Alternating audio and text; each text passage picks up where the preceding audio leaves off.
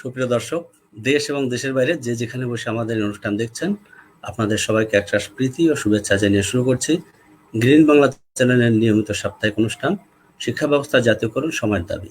আপনাদের সাথে রয়েছে আমি কিষান হালদার। আজকে আলোচনা করার জন্য আমাদের স্টুডিওতে যুক্ত হয়েছেন জনাব মোহাম্মদ নজরুল ইসলাম রনি, সভাপতি বাংলাদেশ শিক্ষক সমিতি এবং মুখপাত্র এমপিওভুক্ত শিক্ষা প্রতিষ্ঠান জাতীয়করণ লিয়াজো কমিটি, ঢাকা। প্রথমে আমি স্যারকে স্বাগত জানাচ্ছি আমাদের ভার্চুয়াল স্টুডিওতে। শুভেচ্ছা নেবেন স্যার, কেমন আছেন? জি আছি, আলহামদুলিল্লাহ। আসসালামু আলাইকুম। জি ধন্যবাদ। আমাদের সাথে এখন আমাদের সাথে আরো যুক্ত হচ্ছেন জনাব Mohammad Mustafa Kamal Khoshnobish, principal Mirpur Bangla school and college, Mirpur, Dhaka থেকে। স্যারকে স্বাগত জানাচ্ছি আমাদের ভার্চুয়াল স্টুডিওতে। স্যার, শুভেচ্ছা নেবেন, কেমন আছেন আপনি? আলহামদুলিল্লাহ, আসসালামু আলাইকুম। আপনারা সবাই কেমন আছেন? ওয়ালাইকুম আসসালাম। আমরা সবাই ভালো আছি। গ্রিন বাংলা চ্যানেলের সকল সদস্য এখনো সুস্থ আছে আপনাদের সবার দোয়ার। এখন আমাদের সাথে যুক্ত হচ্ছেন জনাব বুলবুল আহমেদ, অধ্যক্ষ, border guard public school and college, Mymensingh. স্যারকে স্বাগত জানাচ্ছি আমাদের ভার্চুয়াল স্টুডিওতে। স্যার কেমন আছেন? স্যার কেমন আছেন? ধন্যবাদ, ভালো আছি। আশা করি আপনারা সবাই ভালো আছেন। আমরা ভালো আছি। জি, আমরা ভালো আছি। প্রথমে আমরা জানি সবাই যে অনেক জল্পনা কল্পনা এবং প্রতীক্ষার অবসান ঘটিয়ে যুক্তরাষ্ট্রের 46তম প্রেসিডেন্ট হিসাবে ঘোষিত হয়েছেন জো বাইডেন। গ্রিন বাংলা চ্যানেলের পক্ষ থেকে এবং বাংলাদেশের সবার পক্ষ থেকে ওনাকে শুভেচ্ছা এবং অভিনন্দন জানাচ্ছি যুক্তরাষ্ট্রের 46তম প্রেসিডেন্ট নির্বাচিত হওয়ার জন্য।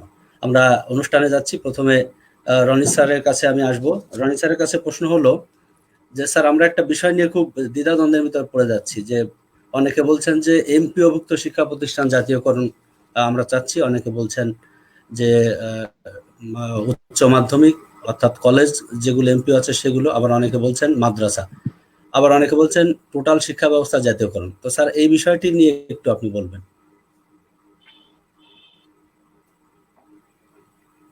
জি ধন্যবাদ। আসসালামু আলাইকুম। গ্রিন বাংলা চ্যানেল এই সুন্দর আয়োজনের জন্য অভিনন্দন, শুভেচ্ছা আমার ব্যক্তিগত পক্ষ এবং বাংলাদেশ শিক্ষক সমিতি বাসিসের পক্ষ থেকে। আমাদের সাথে আজকে সংযুক্ত আছেন জনাব Mustafa Kamal Khoshnobish, principal Mirpur Bangla school and college. সংযুক্ত আছেন অধ্যক্ষ বুলবুল আহমেদ, অধ্যক্ষ border guard public school and college, Mymensingh. Sir দুজনকে অভিনন্দন, শুভেচ্ছা আমার ব্যক্তিগত পক্ষ থেকে। যত সময়ের মানে আমাদের ব্যস্ততার পরও এবং করোনার যে ক্রান্তিকাল, এই করোনার ভয়াবহতা আমাদের অনেকের জীবন কেড়ে নিয়েছে, তারপর যে আমরা বেঁচে আছি, একত্রিত হতে পারছি, আজকে কথা বলতে পারার সুযোগ দিয়েছেন রাব্বুল আলামিনের কাছে কৃতজ্ঞতা প্রকাশ। প্রথমে আমি স্মরণ করছি জাতির পিতা বঙ্গবন্ধু শেখ মুজিবুর রহমান কে, যিনি তার পরিবারে 1800 জন আমাদের কাছ থেকে হারিয়ে গিয়েছিলেন এবং এই মাস নভেম্বরের 3রা চাইনা তাকে জেল হত্যা যারা নিহত হয়েছেন, শহীদ হয়েছেন, তাদের প্রতি শ্রদ্ধা জানিয়ে এবং 30 লাখ প্রাণের বিনিময়ে অর্জিত স্বাধীনতা, শহীদ হয়েছেন যারা মা বোন ইজ্জতের বিনিময়ে, সকলের প্রতি শুভেচ্ছা শ্রদ্ধা জানিয়ে আমার আলোচনা শুরু করছি। আসলে জাতীয়করণের যে বিষয়টা নিয়ে আপনারা জানেন যে জাতীয়করণ এখন সময়ের দাবি এবং জাতির পিতা বঙ্গবন্ধু শেখ মুজিবুর রহমান ছিলেন বিংশ শতাব্দীর এই ভূখণ্ডের সবচেয়ে বড় বিষয়ের নাম। আর এই বঙ্গবন্ধুর শিক্ষা দর্শনে ছিল অবৈতনিক একমুখী শিক্ষা। এটা রাষ্ট্রীয় ব্যবস্থা বা যে আপনারা জানেন 1972 যে অধ্যাদেশ 17 মধ্যে আছে গণমুখী শিক্ষা ও সার্বজনীন অবৈতনিক শিক্ষা। আপনি দেখেন স্বাধীনতার 49 বছরে কিন্তু এটা এখনো বাস্তবায়ন হয়নি। এটা কিন্তু আমাদের প্রধানমন্ত্রীর সামনেই আনা হয়। আমি মনে করি প্রাথমিক শিক্ষা যখন যুদ্ধ বিধ্বস্ত ছিল, বঙ্গবন্ধু শেখ মুজিবুর রহমান 1973 সালে 37,000 প্রাথমিক শিক্ষা জাতীয়করণ করেছিলেন।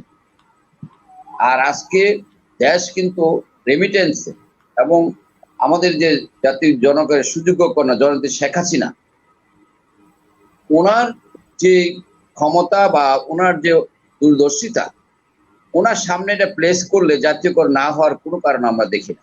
আমরা কিন্তু একটা বাজেটের বইও তৈরি করেছি। সেই বাজেটের ভিতরে আমরা দেখলাম, বাজেটের বইটা আমি আমাদের অধ্যক্ষ স্যার সবার কাছে পৌঁছাবো, মাননীয় প্রধানমন্ত্রীকে এই সপ্তাহের ভিতরে পৌঁছাবো, আমরা চেষ্টা করছি। আপনি দেখেন এখন কিন্তু ছাত্র বেতন সরকারি স্কুলের যারা 6 এ 12 টাকা, 9, 10 15 টাকা। তাহলে আমরা কিন্তু ঢাকা শহরের ভিতরে 500 1000 বেতন আছে, 1500 টাকাও আছে। এমপোভুক্ত প্রতিষ্ঠান ঢাকা শহরে মনে হয় 500 নিচ্ছে না। গ্রামে যান, মুন্সিগঞ্জ আছে কথা বললাম, সেখানে 150 টাকা বেতন, গ্রামে 200 150 এরকম। তাহলে আমরা যে বাজেটের বই তৈরি করছি সেখানে 6 আমরা দেখেছি গ্রাম পর্যায়ে ইউনিয়নের 6 + 6 25 অর্থাৎ 25 টাকা, উপজেলাতে 30, জেলা শহরে 35, বিভাগীয় শহরে 40, রাজধানীতে 45 অর্থাৎ গড়ে 35। এইভাবে যদি হিসাব করা হয় 66 এবং মাসিক বেতন এ মিলে 1641 কোটি টাকা কিন্তু আয় হয়। আর দেখেন প্রতি মাসে 1400 কোটি টাকা কিন্তু সরকারে লাগছে। এই হিসাব করলে আমরা সর্বসাধারণত আমাদের দেখাচ্ছি আমরা যে প্রথম বছর সরকারের লাভ হবে এবং আপনার 2641 কোটি কিন্তু লাভ হয়, কিন্তু সরকার মাননীয় প্রধানমন্ত্রীকে বুঝাবে কে? এখন আমাকে যে প্রশ্নটা আপনারা করেছেন যে জাতীয়করণ কোনটা হবে, আমরা সরকারের কাছে দাবি জানাচ্ছি, সরকারের যখন ওই পরিবেশ হবে, শিক্ষক নেতাদের সাথে বসবেন, মাননীয় প্রধানমন্ত্রী হতে পারে বা একটা জাতীয়করণ বাস্তবায়নের কমিটি করবে সরকার, যেটা সময়ের দাবিতে পরিণত। আজকে দেখেন আপনি করোনার এই সময়ে আমরা এখন যারা অধ্যক্ষ আছেন, এই যে এখানে 2 জন সম্মানিত অধ্যক্ষ আছেন, একজন ঢাকা শহরে একজন প্রখ্যাত ঐতিহাসিক একটা প্রতিষ্ঠানের সম্মানিত অধ্যক্ষ এবং বর্তমান সরকারের মাননীয় প্রধানমন্ত্রীর কাছের লোক আমরা জানি, অধ্যক্ষ মুস্তফা কামাল স্যার। যে এই যে গার্ডিয়ানরা আসেন, যারা গার্ডিয়ানদের কিন্তু আমরা হিমশিম খাই, বেতন তো আমরা নিব, তারা দিতেই পারছে না, তাদের সক্ষমতা নেই। আজকে এই অভিভাবকদের কিন্তু তাদেরও চাওয়া জাতীয় এবং এটা সময়ের দাবিতে গণদাবিতে পরিণত হয়েছে। সেখানে আপনি জাতীয়করণ না হওয়ার তো কোনো কারণ দেখি না। হ্যাঁ, কখন কি হবে আপনি দেখেন, কিন্ডারগার্টেন শিক্ষা ব্যবস্থা জাতীয়করণ বলতে সমগ্রটা বোঝায়, সেটা সম্ভব না, সেটা আমরাও বুঝি। কিন্তু আপনি যখন একজন বিয়ে করলে প্রথম কাবিন হয়, সক্ষমতা না থাকলে উঠাই নিতে পারে না, আস্তে আস্তে 2-1 মাস বা 1 বছর পরে তো বিয়ে করলে কাবিন হলো, কিন্তু শ্বশুরবাড়ি গেলে কি করে, সাবান, একটা শাড়ি কাপড়, মিষ্টি কিছু নিয়ে যেতে হয়। আমরা যখন জাতীয়করণের দাবি তুলেছি, সেখানে সরকার যদি আমাদের সাথে আলোচনায় বসে, কোনটা সেক্টর করা, বঙ্গবন্ধু শেখ মুজিবুর রহমান প্রাথমিক শিক্ষা জাতীয়করণ করেছিলেন 1973 সালে। তো সেখানে আজকে মাধ্যমিক এমপোভুক্ত, আপনি ধরেন এই মাধ্যমিক স্তর বাদ দিয়ে তো আর উচ্চতর যাবে না, নিচেরটা পাকা, মাঝখানে কাঁচা রেখে উপরে তো পাকা করা সম্ভব, এটা তো স্বাভাবিক হিসাব। সেখানে আমরা দেখেন আমাদের 5 অক্টোবর আমাদের বিশ্ব শিক্ষক দিবসে লক্ষাধিক শিক্ষক নিয়ে কিন্তু আমরা প্রেস ক্লাবের সামনে সকল সংগঠনকে আমরা দাওয়াত দিয়েছিলাম যে আসেন, আমরা এটা দাবি, এটা কোনো আন্দোলন না, আমরা একটা করোনার এই সময় আমরা নিরাপদ দূরত্বে, সামাজিক দূরত্ব মাস্ক পরে করেছিলাম। এবং সেখানে কিন্তু মাননীয় প্রধানমন্ত্রী দপ্তর আমরা চিঠি দিয়েছিলাম, স্বরাষ্ট্র মন্ত্রণালয়ে, এবং আমরা চিঠি দিয়েছি সকল মন্ত্রী এমপিদেরকে। আমাদের এই দাবিটা কিন্তু অনেকের কাছে পৌঁছে গেছে, যার ফলে সাংবাদিক ইশতিয়াক ভাইয়ের এক প্রশ্নের উত্তরে মাননীয় শিক্ষামন্ত্রী বলেন যে পুরো শিক্ষা ব্যবস্থা জাতীয়করণ করা তো দরকার নেই বা করা কি সম্ভব। একদম সঠিক কথা বলেছে মাননীয় শিক্ষামন্ত্রী। প্রধানমন্ত্রীর সাথে আলাপ না করে হঠাৎ করে আপনি একটা প্রস্তাব করবেন জাতীয়করণ, এটা তো বলতে পারেন, আর সেটা তো স্বাভাবিক। এখানে বোঝাই যাচ্ছে যে এমপোভুক্ত সেক্টরটা জাতীয়করণের দিকে পজিটিভ এবং সেটা মজিব বসে হবে এমনটা আমরা প্রত্যাশা করি। তবে যারা অনার্স মাস্টারদের 28 বছরে এমপো হয় না, তাদের সে এমপোভুক্ত করা দরকার। নন এমপো এখনো প্রতিষ্ঠান মাননীয় প্রধানমন্ত্রী 2730টা প্রতিষ্ঠান জাতীয়করণ করেছেন, আরো যে শিক্ষক আছে তারাও করা দরকার, খুব কষ্টে আছেন করোনা এর সময়। প্রণোদনা দিয়েছেন মাননীয় প্রধানমন্ত্রী, প্রণোদনা আমরা আবেদন করেছিলাম, সেখানে 5000 শিক্ষকদের এবং 2500 কর্মচারীদের আবারও কিন্তু তালিকা নিয়েছে এবং হয়তো প্রধানমন্ত্রী ভাবছে প্রণোদনা দেওয়ার জন্য। তাহলে আমরা শিক্ষা বান্ধবী সরকার মাননীয় প্রধানমন্ত্রীকে ধন্যবাদ জানাই।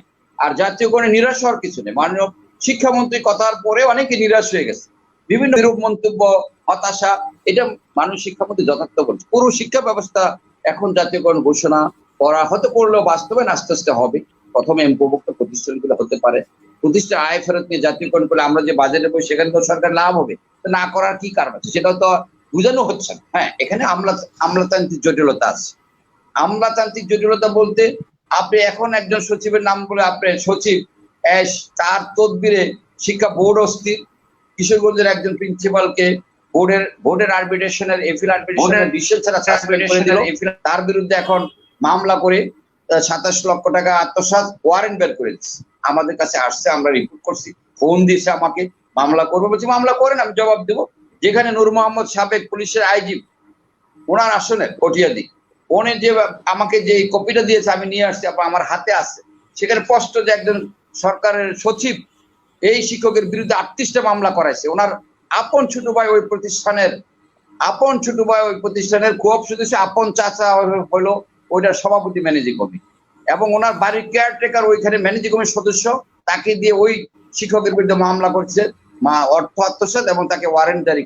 আপনি দেখেন, শিক্ষা বোর্ডের, আমি তো চেয়ারম্যানের সাথে কথা বলছি, ওখানে ফোন করছে, পরিদর্শকের ফোন করে ওনাকে আরবিট্রেশন দ্রুত দিয়ে তাকে সাসপেন্ড করার ব্যবস্থা নেওয়ার জন্য প্রেসার দিচ্ছে, ডকুমেন্টস। এবং সেখানে এই অবস্থা যদি হয় দেশের, এই জন্যই জাতীয়করণ দরকার। আজকে দেখেন, করোনার সময় সরকারি স্কুলের কোন শিক্ষক, প্রধান শিক্ষক কোন হাহাকার আছে? আজকে দেখেন আমাদের শিক্ষকদের দাবি, আমাদের শিক্ষকরা কিন্তু অবসর কল্যাণের টাকা না পেয়ে দেখা যাচ্ছে তারা মারা যাচ্ছে, বিভিন্ন কষ্টে কিন্তু নির্যাতিত, চাকরিচ্যুত হচ্ছে। করোনার এই সময় সরকার কি, প্রধানমন্ত্রী কি বলে দিচ্ছে চাকরিচ্যুত করার জন্য? অতি উৎসাহী কিছু সভাপতি যারা সরকারের বিরোধী এবং যারা এই সরকারের ভালো চায় না, যারা নব্য স্বৈরাচার, তারা কিন্তু এই সরকারের ভালো চায় না। তারা চায় কি, মাননীয় প্রধানমন্ত্রীর হাতে জাতীয়করণ ঘোষণা হোক, এটা তারা চায় না। তারা চায় অপোজিশন তাদের হাতে জাতীয়করণ ঘোষণা নেওয়ার জন্য মধ্যবর্তী নির্বাচন চায়। দেখেন না, এখন আমরা কিন্তু শিক্ষক, আমাদের তো কোনো রাজনৈতিক দল নয়, আমরা একটা সরকার ভালোটা বলি। সরকারের অর্জন, আপনি 36 প্যানেল আপনি দেখছেন ই করা হয়েছে পদ্মা সেতু, সেই মাওয়া 5 কিলো হয়ে গেছে, এগুলি তো সরকারের অর্জন, এগুলি কথা বলতে হবে। তো এখন এগুলি বলি, আমাদের শিক্ষকদের সেই সমস্যাটা, প্রধানমন্ত্রী অনেক কিছু দিয়েছে, এখন শুধু বাকি জাতীয়করণ ঘোষণা। সেটা আমরা 16 ডিসেম্বর সরকারের দাবি করেছি, বিজয়ের মাসে আরেকটা বিজয় উপহার শিক্ষকদের দেওয়া হোক। এটা মাননীয় প্রধানমন্ত্রী, সে আত্মা, সে কলিজা আছে, এবং আমরা বিশ্বাস করি সেটা দিবে। এবং বঙ্গবন্ধু শিক্ষা দর্শন বাস্তবায়নের জন্য আমরা কিন্তু দাবি করছি, এটা কোনো আন্দোলন, আমরা কোনো আন্দোলনে বিশ্বাসী না। আমরা মনে করি প্রধানমন্ত্রী আন্দোলন করা লাগবে না, আমাদের শিক্ষকদের প্রাণের দাবি উনি পূরণ করবে। আমরা ওই জায়গায় আস্থা, বিশ্বাসের জায়গাটুকু থেকে কিন্তু আমরা এখনো সেখানে আছি। আমরা ধন্যবাদ, আবারও আসবো, আমাকে সুযোগ দেওয়ার জন্য ধন্যবাদ। হ্যাঁ, আমি যে অনেক ধন্যবাদ করেছেন, আমরা বসতে সরকারের সাথে বসার একটা ব্যবস্থা করা হবে।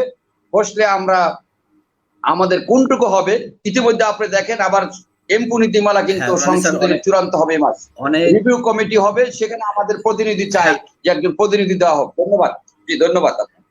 রনি স্যার, হ্যাঁ, আমি এই বিষয়গুলো নিয়ে আপনাকে পরবর্তীতে আবার প্রশ্ন করব। আমি একটু কামাল স্যারের কাছে আসছি, মুস্তফা কামাল খোসনবেশ স্যার। স্যার, আমার একটি প্রশ্ন হলো, এই বিষয়টা অনেকেই জানতে চেয়েছেন, খুবই গুরুত্বপূর্ণ একটি বিষয়, যে বাংলাদেশে 98% শিক্ষাদান করে থাকেন বেসরকারি শিক্ষা প্রতিষ্ঠানের শিক্ষকরা, আর শুধুমাত্র 2% শিক্ষক, আমার মনে হয় যে সরকারি শিক্ষকরা পাঠদান করে থাকেন। কিন্তু এখানে একটি বৈষম্য রয়েছে। আমি একটু যদি আপনাকে বলি, আমার কাছে একটু আগে আজকে অনুষ্ঠানের এটা শোনার পরে আমাকে উচ্চ মহলের একজন ফোন করে বলেছেন যে স্যার, আপনি এই কথাটা একটু বলবেন। এখানে আপনি একটু দেখাই যে বাড়ি ভাড়া 100 টাকা, 100 টাকা বাড়ি ভাড়া। উনি বলছেন যে এটা নয়, আমরা সরকারি নিয়মে বাড়ি ভাড়া চাই, উৎসব বোনাস 25%, এটা না হয়ে আমরা 100% সরকারি নিয়মে চাই। আর 6%, 4% কর্তন নয়, পেনশন চাই। চিকিৎসা ভাতা 500 টাকা নয়, আমরা সরকারি নিয়মে চাই। তো স্যার, এই যে একটি বৈষম্য, যে আমরা এই যে বেসরকারি শিক্ষা প্রতিষ্ঠান এবং সরকারি শিক্ষা প্রতিষ্ঠানের মধ্যে যে বৈষম্যটা দেখতে পাচ্ছি, এই বিষয়টি নিয়ে একটু কথা বলবেন, এবং এই যে বৈষম্যটা কি জাতীয়করণ হলে সম্পূর্ণ দূর করা সম্ভব? কামাল স্যার। বক্তব্যের শুরুতেই আমি কৃতজ্ঞতা প্রকাশ করছি কিষান হালদার সাহেবের প্রতি। তিনি আমাকে আজকের এই গ্রিন বাংলা চ্যানেলে আমন্ত্রণ জানিয়েছেন। জনপ্রিয় চ্যানেল গ্রিন বাংলা চ্যানেল। প্রথমে আমি ধন্যবাদ জানাচ্ছি আজকের আমন্ত্রিত অতিথিদের। এর মধ্যে আমার খুবই প্রিয় ভাই নজরুল ইসলাম রনি, যার সাথে আমার অনেক আগের থেকে পরিচয়। একজন আপসহীন শিক্ষক নেতা, নতুন পরিচিত হলাম বুলবুল আহমেদ স্যারের সাথে। আপনাদেরকে ধন্যবাদ জানাচ্ছি এবং কৃতজ্ঞতা প্রকাশ করতেছি আজকের অনুষ্ঠানদের দর্শকদের প্রতি, যারা অনেক কষ্ট করে আমাদের অনুষ্ঠান দেখছেন। বক্তব্যের শুরুতেই আমি স্মরণ করছি সর্বকালের সর্বশ্রেষ্ঠ বাঙালি, স্বাধীন বাংলাদেশের স্থপতি, জাতির জনক বঙ্গবন্ধু শেখ মুজিবুর রহমানকে, যার নেতৃত্বে বাংলাদেশ দীর্ঘ 9 মাস যুদ্ধ করবার পর ছিনিয়ে এনেছিল ওই পশ্চিম পাকিস্তানের হানাদার গোষ্ঠীর কাছ থেকে লাল পতাকা। আসলে আমি মহান আল্লাহর দরবারে শুকরিয়া আদায় করতেছি এই জন্য যে সারা বিশ্বে আপনারা জানেন এখন পর্যন্ত প্রায় 5,04,00,000 লোক করোনায় আক্রান্ত হয়েছে, প্রায় 12.5 লক্ষ লোক মৃত্যুবরণ করেছে। বাংলাদেশের প্রেক্ষাপটে 4,20,000 লোক আক্রান্ত হয়েছে এবং 6,000-এর বেশি মানুষ মৃত্যুবরণ করেছে। আল্লাহ আমাকে এখন পর্যন্ত সুস্থ রেখেছে এবং আমি এখানে কথা বলার সুযোগ পাচ্ছি, এজন্য আল্লাহর দরবারে শুকরিয়া জ্ঞাপন করছি। যারা মারা গেছেন তাদের শোক সন্ত্রস্ত পরিবারের প্রতি গভীর সমবেদনা জানাচ্ছি। আসলে আপনি আমাকে যে প্রশ্নগুলো করেছেন আজকে, মানে খুবই সময় উপযোগী একটা টপিক, শিক্ষা ব্যবস্থা জাতীয়করণ। আপনি যত প্রশ্ন করবেন সবগুলোর একটাই অ্যান্সার হবে, সেটা হলো শিক্ষা ব্যবস্থা জাতীয়করণ। যা হোক, আমি এ বিষয়ে বলবো, ব্রিটিশ আমলে আমাদের শিক্ষা ব্যবস্থাটা 2 ভাগে বিভক্ত ছিল, একটা হলো সরকারি আর একটা হলো বেসরকারি। কিন্তু বাংলাদেশ সৃষ্টির পর এমপিওভুক্ত শিক্ষা প্রতিষ্ঠান একটা বিভাজন হয়েছে, সরকারি এবং এমপিওভুক্ত শিক্ষা প্রতিষ্ঠান। শুরুতে আমাদেরকে 50% বেতন ভাতা দেওয়া হতো, এখন 100% বেতন ভাতা প্রদান করা হয়। এমপিওভুক্ত, MPO means monthly pay order, কিন্তু আমি যেটা বুঝি সেটা হলো এমপিও মানে আংশিক জাতীয়করণ। আপনি একটু খেয়াল করলে দেখবেন সরকার কিন্তু আমাদের 15 সালের পে স্কেলের অন্তর্ভুক্ত করেছে, আমাদের 20% বৈশাখী ভাতা দিচ্ছে, আমাদের 5% ইনক্রিমেন্ট দিচ্ছে। শুধু সরকারিদের সাথে আমাদের যেটা বৈষম্য সেটা হলো আমাদেরকে নামে মাত্র, সরকারিদের যেখানে 45% বাড়ি ভাড়া দেওয়া হয়, আমাদেরকে নামে মাত্র 1,000 টাকা বাড়ি ভাড়া দেওয়া হচ্ছে এবং 500 টাকা চিকিৎসা ভাতা দেওয়া হচ্ছে। কথাটা না বললেই নয়, আসলে এক সরকার আসলে আরেক সরকারের সব কিছু পরিবর্তন করে ফেলে। বিএনপি সরকারের আমলে, দুঃখের সাথে বলতে হয়, বিএনপি সরকারের আমলে করা সেই 25% ঈদ বোনাস, এই জিনিসটা কিন্তু পরিবর্তন করা হয় নাই। আমরা কিন্তু নামে মাত্র একটা ঈদ বোনাস পাই, এটা যেটা মানুষের কাছে বলতে পারি না। যা হোক, জাতীয়করণ হলে আমাদের অর্থনৈতিক সুবিধা বাড়বে, আমরা পূর্ণাঙ্গ ঈদ বোনাস পাবো। আমি যেটা বলছি যে ব্যবস্থার মাধ্যমে বেসরকারি শিক্ষা প্রতিষ্ঠানগুলার পুরা দায়িত্ব সরকার নিয়ে নেবে, সেটাই হলো জাতীয়করণ। আপনারা দেখেন আমাদের যে প্রতিবেশী দেশ আছে ভারত, আমাদের প্রতিবেশী দেশ ভারত সহ অনেক দেশে শিক্ষকদের কিন্তু সর্বোচ্চ সম্মান দেওয়া হয় এবং তাদেরকে যাবতীয় সুযোগ সুবিধা দেওয়া হয় এবং তাদের সমস্ত দায়িত্ব সরকারের, সেখানে সরকারি বেসরকারি কোনো বিভাজন নেই। কিন্তু আপনি একটু আগে বলেছেন, আমাদের অনেক দুঃখের সাথে বলতে হয় আমাদের সরকারি শিক্ষা প্রতিষ্ঠান মাত্র 2% আর বেসরকারি শিক্ষা প্রতিষ্ঠান 98%। আমরা এবং সরকারি শিক্ষকরা একই বিশ্ববিদ্যালয় থেকে পড়ালেখা করতেছি, একই যোগ্যতা সম্পন্ন, আমাদেরও সরকারি থানা শিক্ষা অফিসার, ডিজির প্রতিনিধি আমাদেরও বিধি মোতাবেক নিয়োগ হচ্ছে, কিন্তু আমরা তাদের মতো সুযোগ সুবিধা পাচ্ছি না। এই বঙ্গবন্ধু শেখ মুজিবুর রহমানের রাষ্ট্রে, যিনি স্বাধীনতার জন্য সারাটা জীবন আমাদের জন্য বিলিয়ে দিয়েছেন, এবং তিনি তার বক্তব্যে এক নির্বাচনী জনসভায় বলেছিলেন যে শিক্ষার বিনিয়োগ সবচাইতে উৎকৃষ্ট বিনিয়োগ।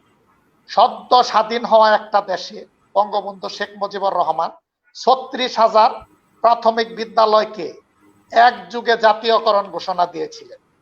আমাদের গণপ্রজাতন্ত্রী বাংলাদেশ সরকারের মাননীয় প্রধানমন্ত্রী, গণতন্ত্রের মানসকন্যা, জনগণের প্রত্যক্ষ ভোটে নির্বাচিত, এক নাগারে ৩ বার নির্বাচিত প্রধানমন্ত্রী শেখ হাসিনা, তিনিও ২৬,০০০ পিতার পদাঙ্ক অনুসরণ করে ২৬,০০০ বেসরকারি রেজিস্টার্ড প্রাথমিক বিদ্যালয়কে জাতীয়করণ করেছে।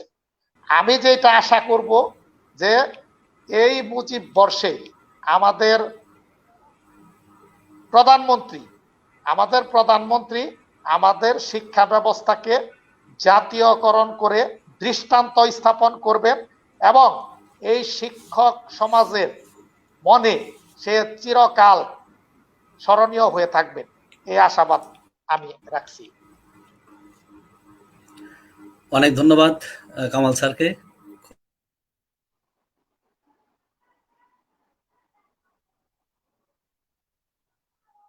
মূল্যবান কথা বলেছেন, গুছিয়ে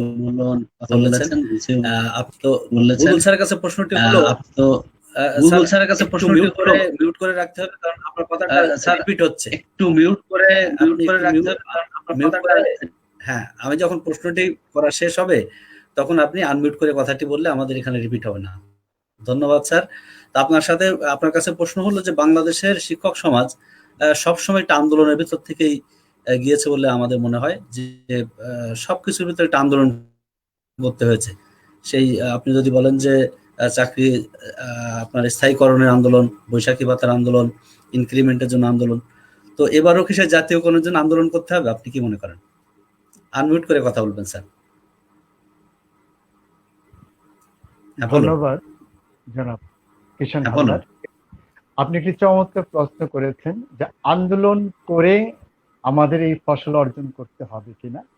আপনি লক্ষ্য করুন, আগের যে আন্দোলনের বিষয়গুলো ছিল, বৈশাখী ভাতা, এটি খুব সহজ একটি প্রক্রিয়া।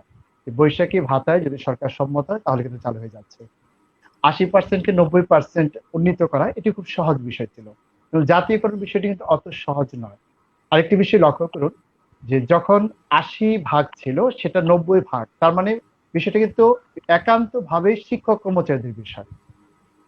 আবার বৈশাখী ভাতার বিষয়টি একান্ত ভাবে শিক্ষক কর্মচারীদের বিষয়। তো যখন জাতীয়করণের প্রসঙ্গটি আসে তখন কিন্তু শুধু শিক্ষক কর্মচারীদের বিষয় থাকে না, এটি জাতীয় বিষয়। তার একটি বড় অংশ হচ্ছে আমাদের শিক্ষার্থীরা, এবং তার চেয়ে বড় অংশ হচ্ছে আমাদের সম্মানিত অভিভাবকবৃন্দ। আপনি লক্ষ্য করবেন যে আমাদের মাননীয় প্রধানমন্ত্রী, তাকে কি বলা হয়? দেশ রত্ন, শহর রত্ন বলা হয় না, মহানগর রত্ন বলা হয় না, রাজধানী রত্ন বলা হয় না, তাকে কি বলা হয়? জননেত্রী। তাকে কিন্তু আমলা নেত্রী বলা হয় না, তাকে শিক্ষক নেত্রী বলা হয় না। তাহলে এই জনগণ কোথায় ছড়িয়ে আছে? শুধু কি শহরে? শুধু কি রাজধানীতে? সারা দেশ ব্যাপী ছড়িয়ে আছে এই জনগণ। এখন আমাদের স্যার বললেন যে সরকারি প্রতিষ্ঠানে যখন ক্লাস 6 থেকে 8 পর্যন্ত একজন শিক্ষার্থী পড়ে তাকে বেতন দিতে হয় 12 টাকা, 9 থেকে 10 পর্যন্ত 15 টাকা, আর শহর পর্যায়ে সেটা কোথাও কোথাও 1000, 1500, 200, 300, 400, 500।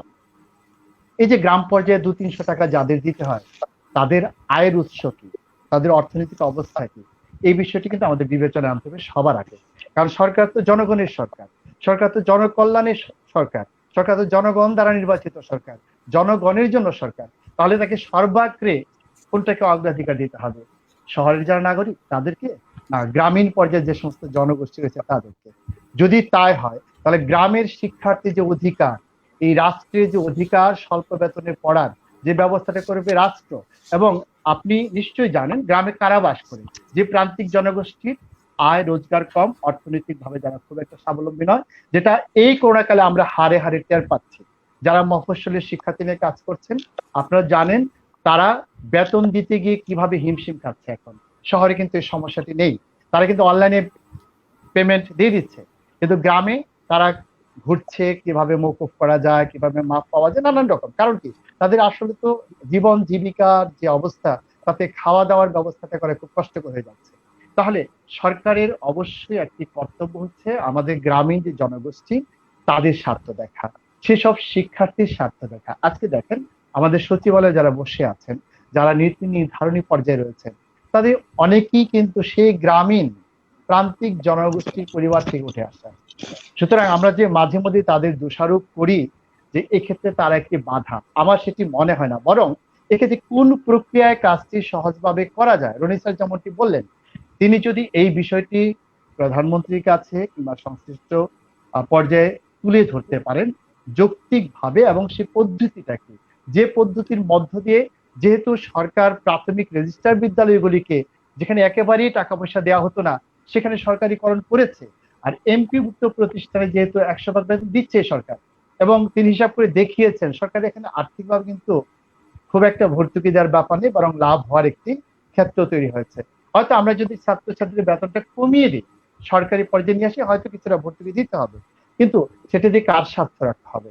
সমস্ত দেশবাসীর, মুষ্টিমেয় কয়েকজন নগরবাসীর না। তাহলে সরকার কেন এটা করবে না? আমার তো মনে হয় সরকার করার জন্য উদ্গ্রীব হয়ে আছে, শুধু কোন পদ্ধতিতে সে কাজটা করতে হবে সেই পরামর্শটা যদি আমরা দিতে পারি যথাযথভাবে, তাহলে আমার মনে হয় না এই যে আপনি যে আজকের বিষয় করেছেন সময়ের দাবি, এই সময়ের দাবি পূরণ করতে সরকার কোনো কার্পণ্য করবে কিংবা কাল বিলম্ব করবে। ধন্যবাদ। অনেক ধন্যবাদ, অনেক ধন্যবাদ স্যার। বুলবুল আহমেদ স্যার, আপনি গঠনমূলক কথাবার্তা বলেছেন। আমরা এবার চলে যাচ্ছি রনি স্যারের কাছে। রনি স্যারের কাছে একটি প্রশ্ন হলো যে স্যার, আমাদের মাননীয় প্রধানমন্ত্রী শেখ হাসিনা একটি উপজেলায় একটি করে স্কুল এবং একটি কলেজ সরকারিকরণের একটি প্রক্রিয়া হাতে নিয়েছেন। তো এই ধারাবাহিকতা অনেকেই বলছেন যে সবই একসময় পর্যায়ক্রমে জাতীয়করণ হবে। এখন আমরা হঠাৎ করে একসাথে জাতীয়করণ যাচ্ছি, বিষয়টি অনেকে বলছেন যেটা যেহেতু পর্যায়ক্রমে হবে অথবা আমাদের ধৈর্য ধরতে হবে। আপনি কি মনে করেন ব্যাপারটি নিয়ে?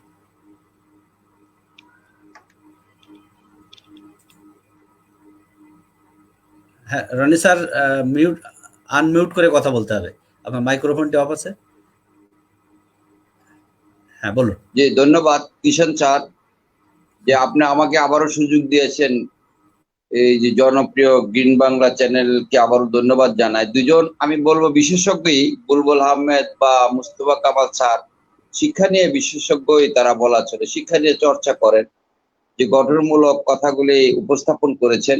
আমার সৌভাগ্য যে এমন স্যারদের সাথে আমি সুযোগ পেয়েছি, যে আমাদের কিন্তু প্রতিষ্ঠান প্রধানদেরকে আপনারা দেখেন সাধারণ শিক্ষকরা বিরূপ মন্তব্য করে যে আসলে আমরা জাতীয়করণ চাই না।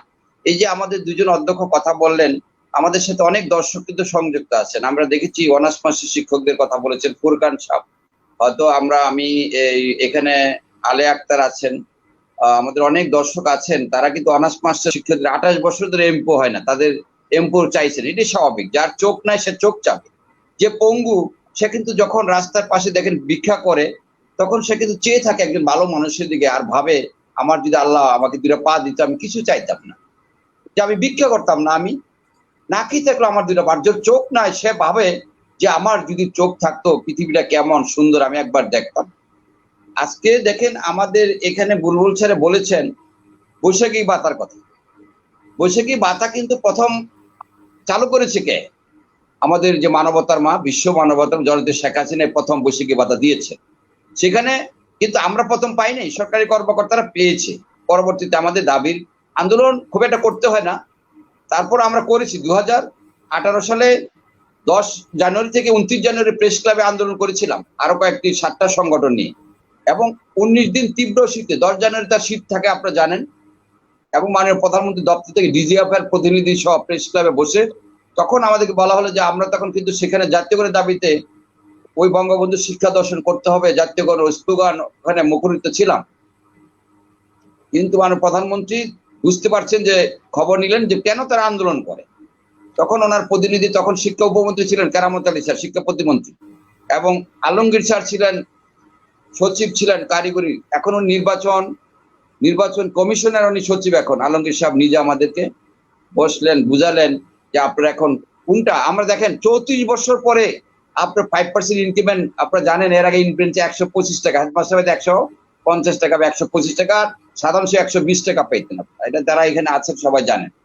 34 বছর পরে আমরা আন্দোলন করার পরে মাননীয় প্রধানমন্ত্রী দেখলেন যে শিক্ষকদের ইনক্রিমেন্ট নাই। আপনি এর আগে 120-125 টাকা ফিক্স ছিল, ওটাকে ইনক্রিমেন্ট বলে না, ওটা কনস্ট্যান্ট ছিল, স্থির ছিল, ওইটা ধ্রুব তারার মতো, ওইটা এই অবস্থায় ছিল, হেলির ধূমকেতুর মতো, ওটার কোনো পরিবর্তন ছিল না।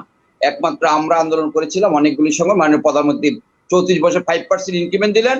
আমরা দেখলাম কি যে এটাকে আবার 4% কর্তন করা হচ্ছে। আমি অন্য কারো কথা বলছি না, এটা আমাদের দুর্ভাগ্য বলা যায়। আজকে যে করোনার সময় আমরা অর্থনৈতিক সংকটে আছি, মুস্তফা কামাল স্যার বা বুলবুল স্যার হয়তো অধ্যক্ষ বা আমি প্রধান শিক্ষক, আমরা হয়তো মোটামুটি চলতে পারি। আমার যে সাধারণ শিক্ষক সমাজ আছে তাদের কথা ভাবতে হবে। আপনার তো এদের প্রতিনিধি, এদের অভিভাবক। আপনারা দেখেন এখন প্রধান শিক্ষক সমিতি হচ্ছে, আপনি একটা পুরাতন বোতল আপনার নতুন মদ ঢেলে খাওয়া, পুরাতন বোতলে নতুন মদ, আর কিছু না। প্রধান শিক্ষকদের দাবি 6ষ্ঠ গ্রেডে এখন বেতনের জন্য 95 বা 90 আগে আমাকে দেওয়া হতো 6ষ্ঠ গ্রেডে, এখন আবার 7ম গ্রেডে আমরা পাই যারা প্রধান শিক্ষক। আর অধ্যক্ষ হয়তো আপনারা যারা হয়তো যারা অধ্যক্ষ আলাদা স্কেল আছে। তো এখন হলো আপনার সেখানে তাদের দাবি প্রথম আমাকে বললো, এখন আমাকে প্রস্তাব দেয় ভেঙ্গে ভেঙ্গে দাবি করার জন্য, অর্থাৎ আপনার বাড়ি ভাড়া, ঈদ বোনাস। গত এই চলতি বছরের রমজানের ঈদে করোনার যখন সংকট আরো বেশি, আজকে মারা গেছে কতজন, 18 বা 15-12 জন এরকম। তো আমাদের 6000 কিন্তু করোনা মৃত্যু হয়েছে, এর আগে 40 জন হয়েছে, 30 জন হয়েছে। দেখেন জননেত্রী শেখ হাসিনা অনেক বিচক্ষণ দক্ষতার সাথে আল্লাহর রহমতে করোনা কিন্তু আমাদের দিকে এখন স্থিতিশীল কমে যাচ্ছে, এবং শিক্ষা প্রতিষ্ঠান খোলার দিকে হয়তো উনি সিদ্ধান্ত দিবেন। আমি বলতে চাচ্ছি যে আমাদের এই যে আপনার ঈদ বোনাস, শিক্ষামন্ত্রীর সাথে কথা বললাম, মাননীয় শিক্ষামন্ত্রীকে বললাম, মাননীয় শিক্ষামন্ত্রী আপনি জানেন 16 বছর আমাদের 25% ঈদ বোনাস পরিবর্তন হয় না। তখন 2730টা প্রতিষ্ঠান এমপুর কাজ চলে এবং দেওয়া হয়েছে, সেটা আমাদের আবেদন মাননীয় প্রধানমন্ত্রী হট মেলে দেওয়ার পরে শিক্ষামন্ত্রী ডেকে আমার এই চিঠি কপি ওনাকে ধরাই দিলাম। শিক্ষামন্ত্রী নিজে আমাকে বলছে যে আপনারা আমাদের শান্তি দিলেন না। এই করোনার ভিতরেও সচিব তখন মাহবুব সাহেব জয়েন করে, ওনার সাথে কথা বললাম যে আমরা কাজ করছি, ইন নাম্বার দিল, এমপুভুক্ত হলো। যাও এই যে দেখেন এমপুভুক্ত কাজ করলেন প্রধানমন্ত্রী, ধন্যবাদ জানাই। এবং আরো কিন্তু এমপু বাকি রয়েছে। 25% ঈদ বোনাসের কথা উনি শিক্ষামন্ত্রী নিজে বলছে এটা পরিবর্তন হবে। আপনি মোমিনুর রশিদ স্যার বলেছেন আগামী ঈদের আগে পূর্ণাঙ্গ ঈদ বোনাস পাবেন, সেটা নিয়ে কিন্তু এখন দাবি করতে হবে না, ওইটা ফাইনাল, ওইটা 25% এর দিকে পূর্ণাঙ্গ ঈদ বোনাস মাননীয় প্রধানমন্ত্রীর হাতে বাস্তবায়ন হবে, এবং সেটা আমরা আশাবাদী। এখন আমরা থাকে আমাদের ঈদ বোনাস হয়ে গেল বাড়ি ভাড়া, 1000 টাকা বাড়ি ভাড়া, ঢাকা শহর থাকা সম্ভব না। বুলবুল স্যার বলেছেন ময়মনসিংহের বা গ্রামের অঞ্চল কথা, গ্রামকে শহর বানাতে হবে। এই কথা কে বলেছেন? মাননীয় প্রধানমন্ত্রী জননেত্রী শেখ হাসিনা বলেছেন গ্রামকে শহর বানাতে। অবশ্যই আমরা বলি শহর দিয়ে শুরু হোক, তবু জাতীয়করণ হোক। আমরা কিন্তু চাচ্ছি শিক্ষা ব্যবস্থা জাতীয়করণের কথা। আমার কোনো এক ভাই কোনো অনার্স মাস্টার হোক বা নন এমপি হোক, আমি তো আমার এককের দাবি করি না, সবার কথা ভাবতে হবে। কিন্তু আপনার রাজার কাছে শিক্ষকের তো রাজার মতোই চাইতে হবে। আপনি ওই যে ভিক্ষুকের সেই ঘি চাওয়ার মতো না যে আমরা 1 কাপ একটু ঘি দিবেন, তো রাজা দিলে 1 কলস। আমরা তো শিক্ষক, আমরা জননেত্রী শেখ হাসিনা রাজা, তার কাছে আমাদের মতো সেভাবেই আমরা চাইতে হবে। এখন উনি কি দিবেন, কতটুকু দিবেন সেটা ভাববেন। আজকে আমাকে যে কিষাণ স্যার যে প্রশ্নটা করেছেন, আমরা যে বিভিন্নভাবে এই যে আপনার বৈষম্যের গ্রামের ধরেন কথা বলেছেন, 100 টাকা বাড়ি ভাড়া, 500 টাকা চিকিৎসা ভাতা, আসলে এগুলো হয় না, এগুলি কোনো ভাতা হতে পারে। সরকারি শিক্ষকরা পাচ্ছে 45%, শহরে পাচ্ছে 55% বাড়ি ভাড়া, তারা চিকিৎসা ভাতা 1500 টাকা পাচ্ছে। ডাক্তার এখন 1000 টাকা ডাক্তার দেখানো যায় না। এই বৈষম্য থাকলে শিক্ষা কখনোই হবে না, কখনো শিক্ষার গুণগত মান হবে না। শিক্ষকদের ক্ষুধার্ত শিক্ষকদের, তৃষ্ণার্ত শিক্ষার্থীর পিপাসা মেটানো কখনোই সম্ভব না। ইংরেজিদের কথা আছে the poor are please to send to the mouth. আপনি শিক্ষকদের, আপনি প্রিন্সিপাল, আপনি শিক্ষকদের ক্ষুধার্ত রাখলে তারা ভালো শিক্ষা দিবে না। তাদেরকে সে খুশি রাখবেন, তারা কিন্তু দেখবেন যে আপনাকে আরো বলবে স্যার আরো ভালো রেজাল্ট করতে চাই, আমাকে কাজ দেন। এটি স্বাভাবিক। আপনি টাকা দিতে পারবেন না, বেতন দিবেন না, আপনাদের প্রিন্সিপাল মানবেই না, আপনার বিরুদ্ধে আন্দোলন করবে। আপনি আজকে অভিভাবকরা দেখেন আপনাদের কাছে আসবে। গত আমরা 2 দিন আগে ডিজি মহোদয়ের সাথে আমরা জুম মিটিং করেছি। তারা ভাবছে যে অভিভাবকদেরকে কিছু বেতন কমাইয়ে দিয়া 2-1 মাসের মওকুফ করে আমরা বলেছি যে আপনারা এটা প্রতিষ্ঠান প্রধানদেরকে দায়িত্ব দিয়ে দেন, ওনারা বিবেচনা করবে। আপনারা একটা চিঠি দিবেন, যারা সক্ষমতা আছে তারাও কিন্তু দিবে না। ফলে কি হবে, শিক্ষকরা ক্ষতিগ্রস্ত হবে। অধ্যক্ষ মুস্তফা কামাল, খুশনবীর স্যার কোথায় থেকে দিবেন ফান্ডের টাকা না থাকে? ওনারা হিসাব নিয়েছে, আমরা যে নতুন যে আমরা 2019 ডিসেম্বরে কত টাকা নিয়েছি, কত টাকা ফান্ড আছে, এখন কত মাসের মৌকুব আমরা করতে পারবো, এরকম আমি প্রস্তাব দিয়েছি যে আপনারা হয়তো অভিভাবকদেরকে এভাবে না দিয়ে জাতীয়করণের বিষয়ে আপনারা ঘোষণা দিয়ে দেন, বাস্তবায়ন করার বাজেট আমরা দেই, টাকার বাজেট। আপনারা জানেন শিক্ষা সচিব এনায় খান যখন বিদায় নেয় তখন মাননীয় প্রধানমন্ত্রী কিন্তু বাজেটের কথা বলেছিলেন কত টাকা লাগে জাতীয়করণ। আমরা সেই জন্য এনায় খান স্যারের সাথে আমরা দেখা করবো বাজেট বই নিয়ে, কৃষ্ণবীর স্যার, বুলবুল স্যার, সবার কাছে এই বাজেট বইটা পৌঁছাবো। শিক্ষার কথা আমি একটা বলি, আপনি দেখেন বঙ্গবন্ধুর এই যে নয়াচীন, আপনারা এখানে দেখতে পাচ্ছেন কিনা, আমি যে নয়াচীন বইটা আমি পড়েছি, এর ভিতরে আপনি দেখেন 140 পৃষ্ঠার মধ্যে কিন্তু লেখা আছে এখানে শিক্ষা ব্যবস্থা সম্প্রসারণ এবং গণমুখী শিক্ষা আইন করে শিক্ষার স্তর পরিবর্তন করে সরকারদেরকে এদেরকে বিনা বেতনে পড়ার এটা অধিকার আছে। আজকে সাধারণ মানুষ কান্নাকাটি করে, জননেত্রী শেখ হাসিনা যদি এইগুলি কান্না উনি দেখেন অভিভাবকরা যে কি করুন, এবং শিক্ষা জোরে পড়ছে, গ্রামে চলে যাচ্ছে, দোকানপাট ব্যবসা শিক্ষা প্রতি সম্পর্ক ছিল, খাবারের দোকান, তাদের কিন্তু ব্যবসা নেই।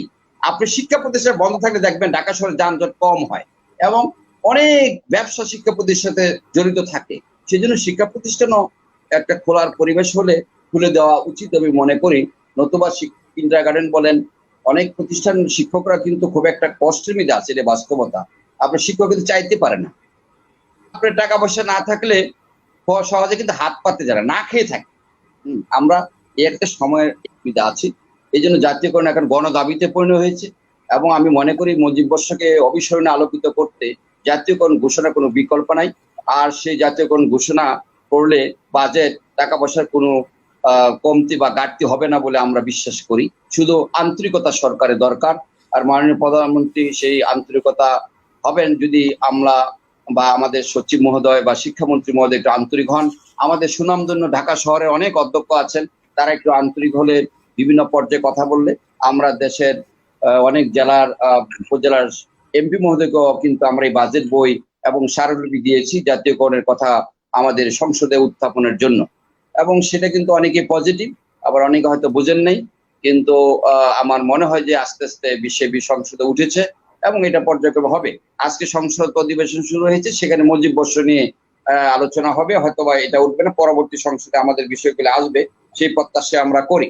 তো আমি আজকে এই আলোচনা থেকে আমরা যারা শিক্ষক সমাজ আছে, আমরা আমাদের এই যে জাতির জনকের এই যে বইটা নয়াচীন, আপনারা সবাই একটু পড়ে নিব। এখানে পড়লে এখানে আমাদের বঙ্গবন্ধু কোন কোন দেশে গেছেন অনেক কিছু শিখার আছে।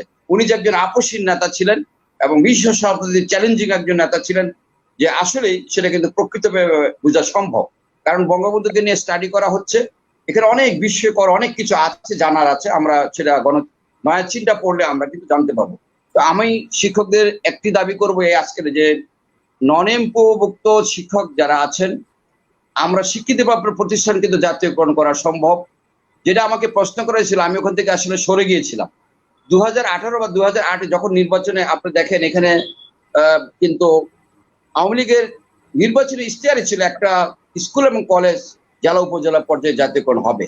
আপনি দেখেন পল্লবীতে যান, প্রকৃতি একটা স্কুল আছে, ওখানে অবকাঠামো ছোট্ট একটা নামহীন, ওটা কিন্তু হয়ে গেছে জাতীয়করণ। আসলে করার কথা ছিল মিরপুর বাংলা স্কুল অ্যান্ড কলেজে ঐতিহ্যবাহী প্রতি সরকারি ভাবে। তো এখানে কিন্তু জননেত্রী শেখ হাসিনা হয়তো ভালো মনে করছে, করে দিয়েছেন। হ্যাঁ, তো এভাবেই হচ্ছে। কিন্তু আজকে আমার স্কুল পাশে কিন্তু একটা সরকারি স্কুল আছে, সেখানে বেতন 12 টাকা, আর আমার স্কুলে বেতন হলো 500 টাকা।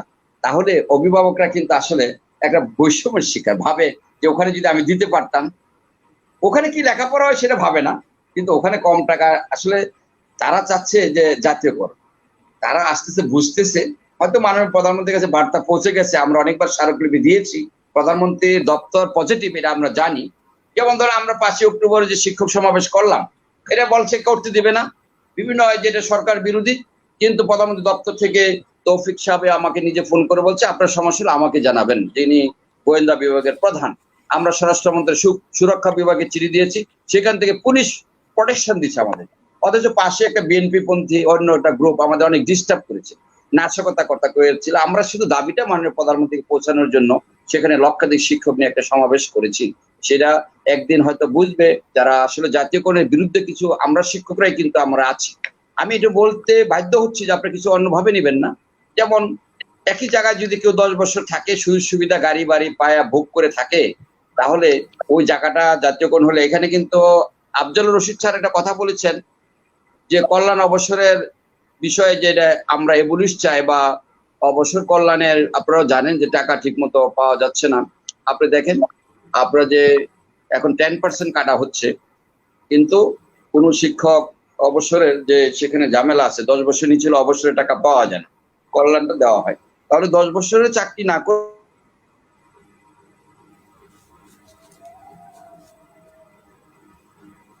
2000, আপনি ধরেন 2005 থেকে অবসর, 2002 থেকে কল্যাণ হলো, আজ পর্যন্ত সংসদীয় একটা আপনি দেখলাম না সংসদে, সেখানে কিন্তু একটা আলোচনা করে শিক্ষকদের 10 বছর চাকরি করে মারা গেল, 10 বছর 10% কাটা হলো, আর তার টাকা দেওয়া হবে না।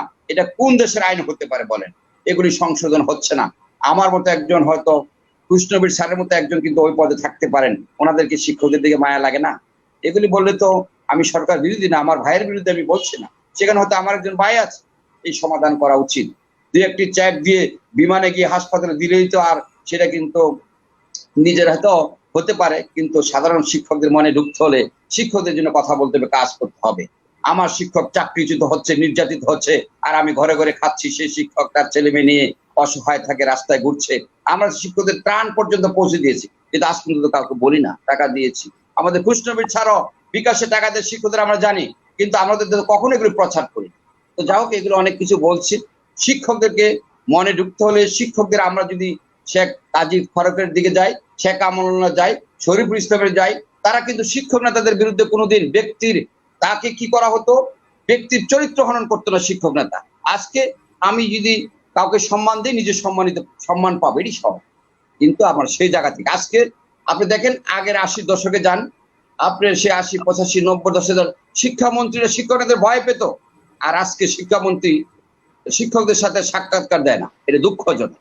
শিক্ষকদের কথা শুনতে হবে, শিক্ষকদের সাথে বসতে হবে, শিক্ষকদের সাথে হাসি মুখে কথা বললে, আমরা যদি মাননীয় প্রধানমন্ত্রী বলে দেয় আমরা আপনাদের বিষয়গুলো ভাবছি, আমার মনে হয় কোনো শিক্ষক নেতা শিক্ষকদের মাঠে নামবে না।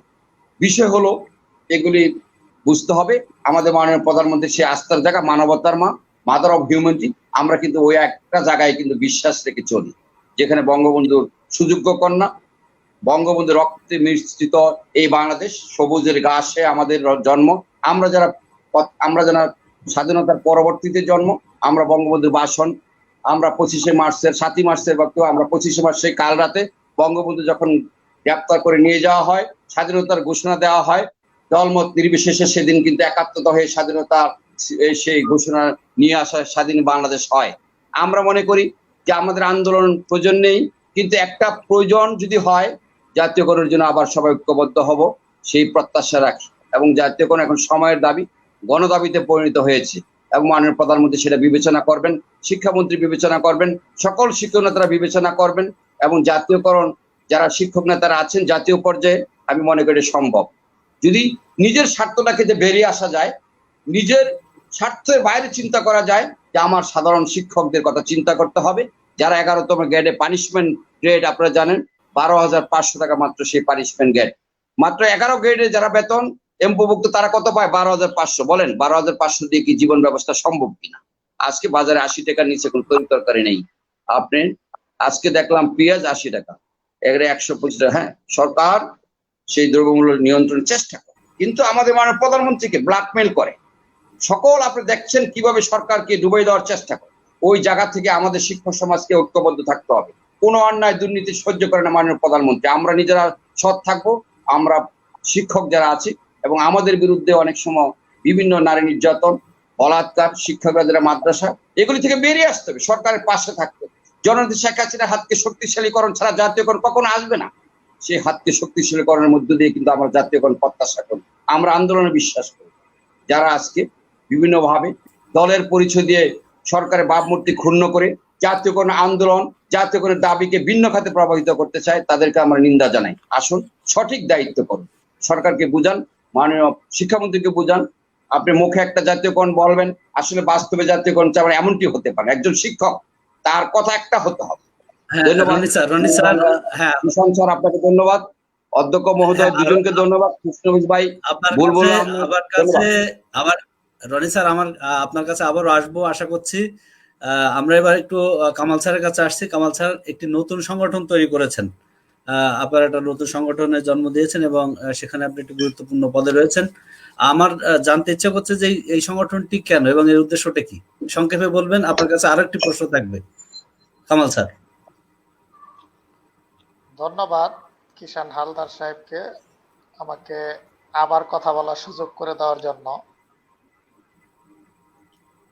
আসলে আমরা শিক্ষক, মানুষ গড়ার কারিগর। আজকে দেখেন করোনা ভাইরাস এবছর মার্চ মাসের 17 তারিখ থেকে শিক্ষা প্রতিষ্ঠান বন্ধ। সারা বাংলাদেশে আমরা হিসাব করি এমপিওভুক্ত 5 লক্ষাধিক শিক্ষক, কিন্তু আসলে তো আমরা সবাই শিক্ষক। হাজার হাজার কিন্ডারগার্টেন স্কুল রয়েছে, এমপিওভুক্ত ছাড়াও স্বীকৃতিভুক্ত অনেক প্রতিষ্ঠান রয়েছে। আমরা চোখ বন্ধ করে যদি তাদের কথা একবার চিন্তা করি, আসলে আমার মাথা নষ্ট হয়ে যায়। আমি বাংলাদেশ শিক্ষক সমিতির সাথে জড়িত। আমি ঢাকা মহানগর উত্তরের সভাপতি, কেন্দ্রীয় কমিটি সাংগঠনিক সদস্য। শিক্ষকদের সাথে আমার যোগাযোগ আছে। আপনি আমার প্রতিষ্ঠানের কথা বলতেছি, আমার প্রায় 350 শিক্ষক কর্মচারী। আমি যেভাবেই পারতেছি আমি এ মাসের বেতন মাসের 1 তারিখেই দিয়েছি। আমার শিক্ষা প্রতিষ্ঠানে মাত্র 50 জন শিক্ষক কর্মচারী এমপিওভুক্ত, বাকি শিক্ষকরা নন এমপিওভুক্ত। আমি যদি আজকে প্রতিষ্ঠানে বেতন না দিতে পারি, তারা সরকার থেকেও টাকা পাবে না, স্কুল থেকেও পাবে না, তারা কোথায় গিয়ে দাঁড়াবে? আজকে শিক্ষকরা সবচেয়ে বেশি নির্যাতিত, সবচেয়ে বেশি অবহেলিত। করোনা ভাইরাসে শিক্ষকরা সবচেয়ে বেশি ক্ষতিগ্রস্ত। মাননীয় প্রধানমন্ত্রী, মাননীয় শিক্ষামন্ত্রী, শিক্ষা সচিব মহোদয়কে এটা বুঝতে হবে। আজকে দেখেন মণিপুর স্কুলে অভিভাবকরা বেতন দিবে না। আমি আপনার প্রশ্নের অ্যান্সার আসতেছি। মণিপুর স্কুলের অভিভাবকরা বেতন দিবে না, আন্দোলন চলতেছে। আমি মিরপুরে প্রায় 30 বছর, আমি আগে ডি ব্লকে থাকতাম, ওইখানে একটা কিন্ডারগার্টেন স্কুল আছে, লিটল ফ্লাওয়ার্স প্রিপারেটরি স্কুল। পত্রিকার মাধ্যমে জানতে পারলাম হেডমাস্টার ডিক্লেয়ার দিয়েছিলেন যে আপনারা বেতনের জন্য চিন্তা করেন না, আগে স্কুল খুলুক, তারপরে বেতন দিতে হবে। 3-4 দিন আগে একটা নোটিশ দিছে, সমস্ত বেতন পরিশোধ করতে হবে। অথচ ওই স্কুলে অনলাইনে কোনো ক্লাস হয় নাই।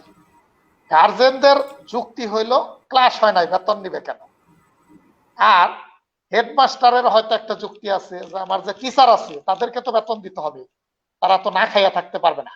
এখন আপনি কোন দিকে যাবেন? আপনি আজকে পত্র পত্রিকা দেখে আমার শিক্ষকরা সবজি বিক্রি করতেছে, আম বিক্রি করতেছে। তারা ধরেন শিক্ষক যদি আমি না হইতাম, কারো কাছে হাত পাততে পারতাম, কিন্তু তার তো একটা সামাজিক মর্যাদা আছে, তারা কারো কাছে বলতে পারতেছে না, সইতেও পারতেছে না। এখন এটা থেকে উত্তরণের একমাত্র পথ হইল শিক্ষা ব্যবস্থা জাতীয়করণ। আপনি শিক্ষা ব্যবস্থা জাতীয়করণ করতে পারেন অথবা শিক্ষক জাতীয়করণ করতে পারেন। আপনি শিক্ষক জাতীয়করণ করলে প্রতিষ্ঠানের 50% আয় নিয়ে নেন, আপনি শিক্ষক জাতীয়করণ করেন। এই করোনা ভাইরাসের সময়, এই মুজিব বর্ষে শিক্ষা ব্যবস্থা জাতীয়করণের কোনো বিকল্প নেই। যা হোক, আমি অভিজ্ঞতার আলোকে বলতেছি, আপনি এটা নিজেও জানেন, রনি ভাই তো আরো ভালো জানে, সে অনেক কথা বলছে শিক্ষকদের পক্ষে, আমি তাকে ধন্যবাদ জানাই।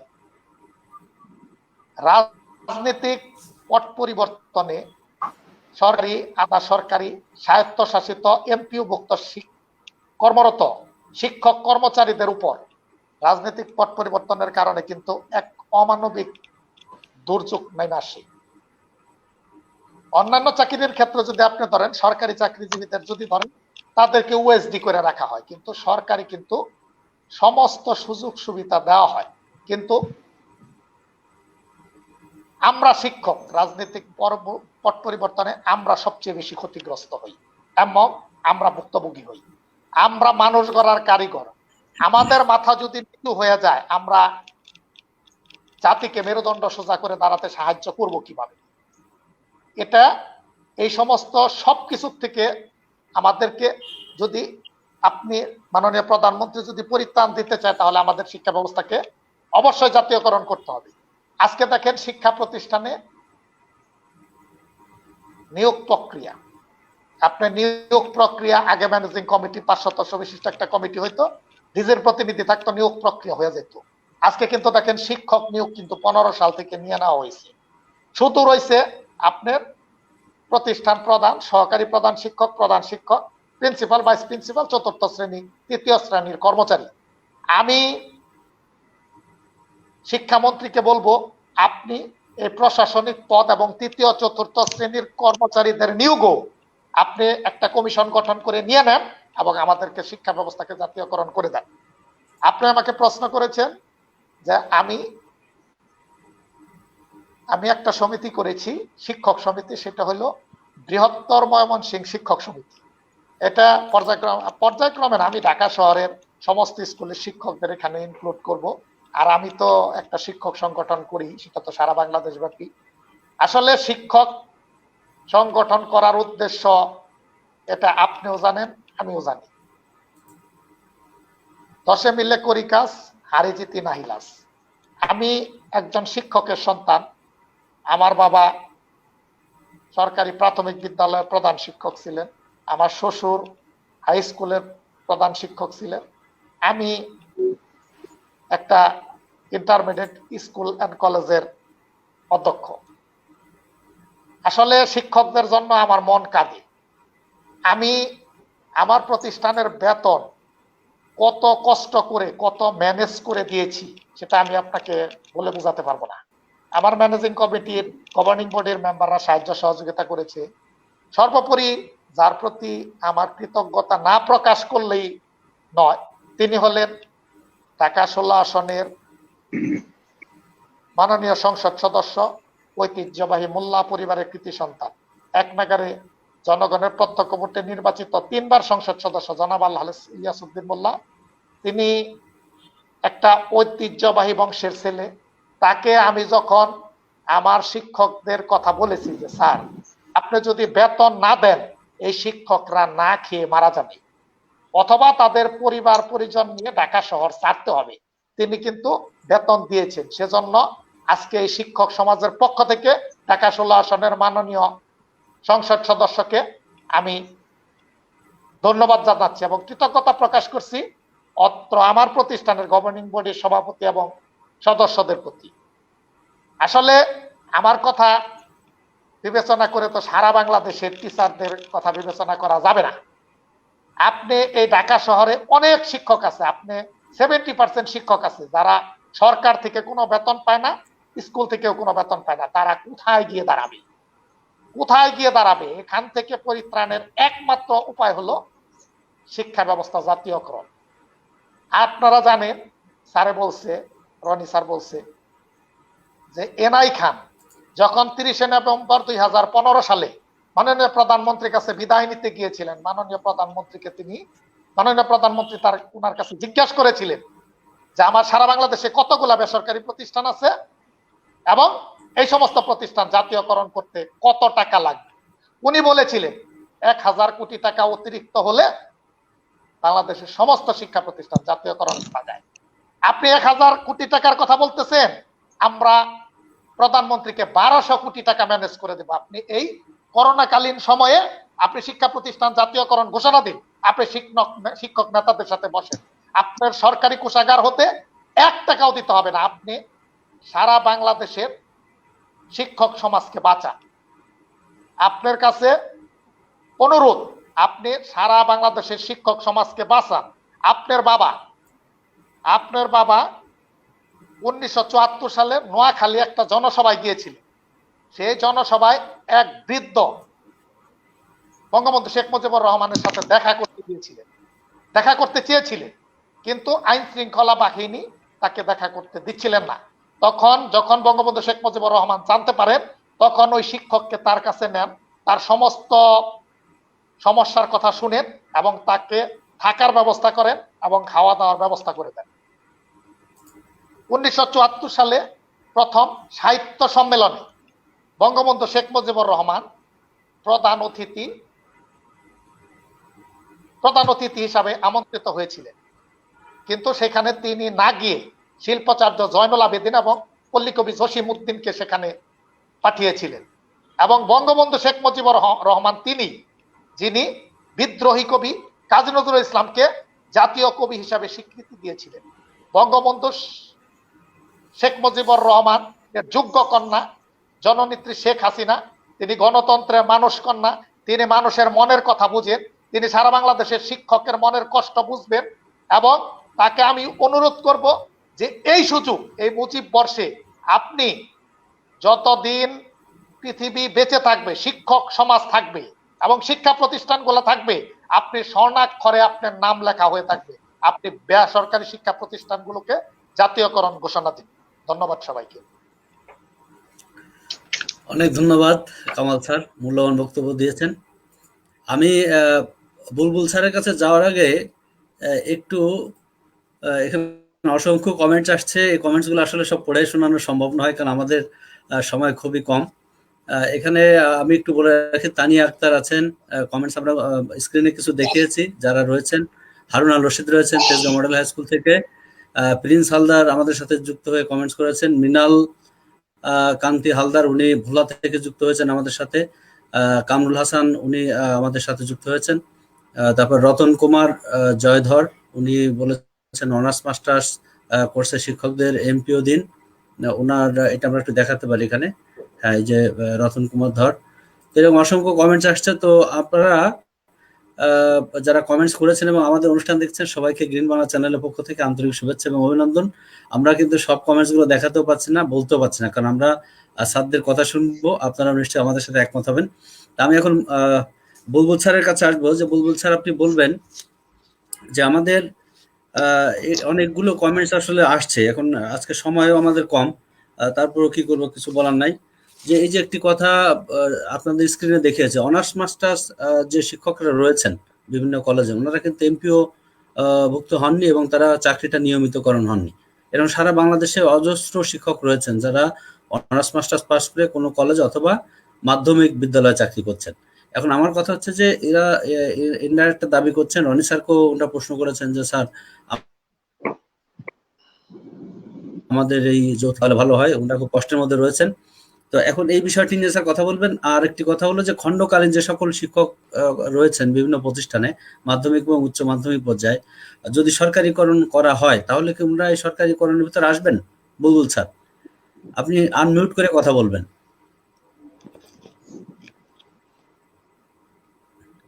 ধন্যবাদ জনাব কিষান হালদার। অত্যন্ত সময়োপযোগী এবং গুরুত্বপূর্ণ একটি প্রশ্ন আপনি করেছেন। আমরা স্ক্রিনে দেখতে পাচ্ছিলাম যারা মন্তব্য করছেন তাদের অধিকাংশ কিন্তু এই অনার্স মাস্টার্স নিয়ে কথা বলছেন, এবং দুঃখজনক সত্য আমাদের শিক্ষা ব্যবস্থার জন্য এটি অত্যন্ত দৃষ্টিকটু একটা মাথা ব্যথার বিষয়।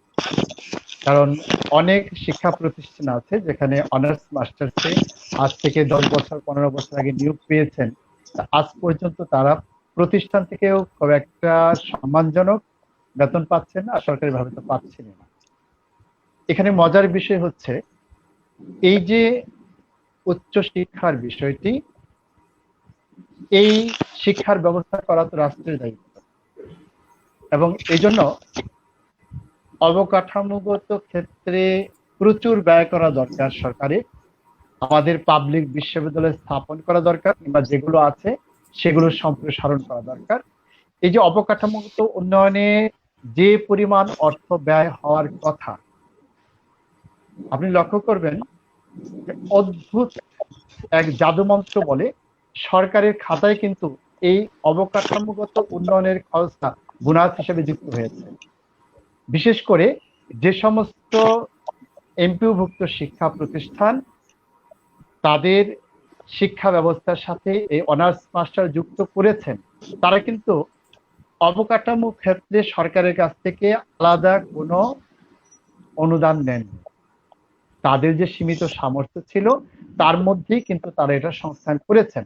আমরা যদি এটাকে ধরে নেই, সরকারের যে কর্তব্য ছিল উচ্চশিক্ষার জন্য পাবলিক বিশ্ববিদ্যালয় স্থাপন করা কিংবা সম্প্রসারণ করা, সেক্ষেত্রে শিক্ষক নিয়োগ, শিক্ষা ব্যবস্থার যে খরচ নির্বাহ করা এবং অবকাঠামোগত উন্নয়ন, এক্ষেত্রে কিন্তু ওটু বলতে পারবো যে আমরা অবকাঠামোগত একটি প্লাস পয়েন্ট কিন্তু এই বেসরকারি শিক্ষা প্রতিষ্ঠান সরকারকে দিচ্ছে।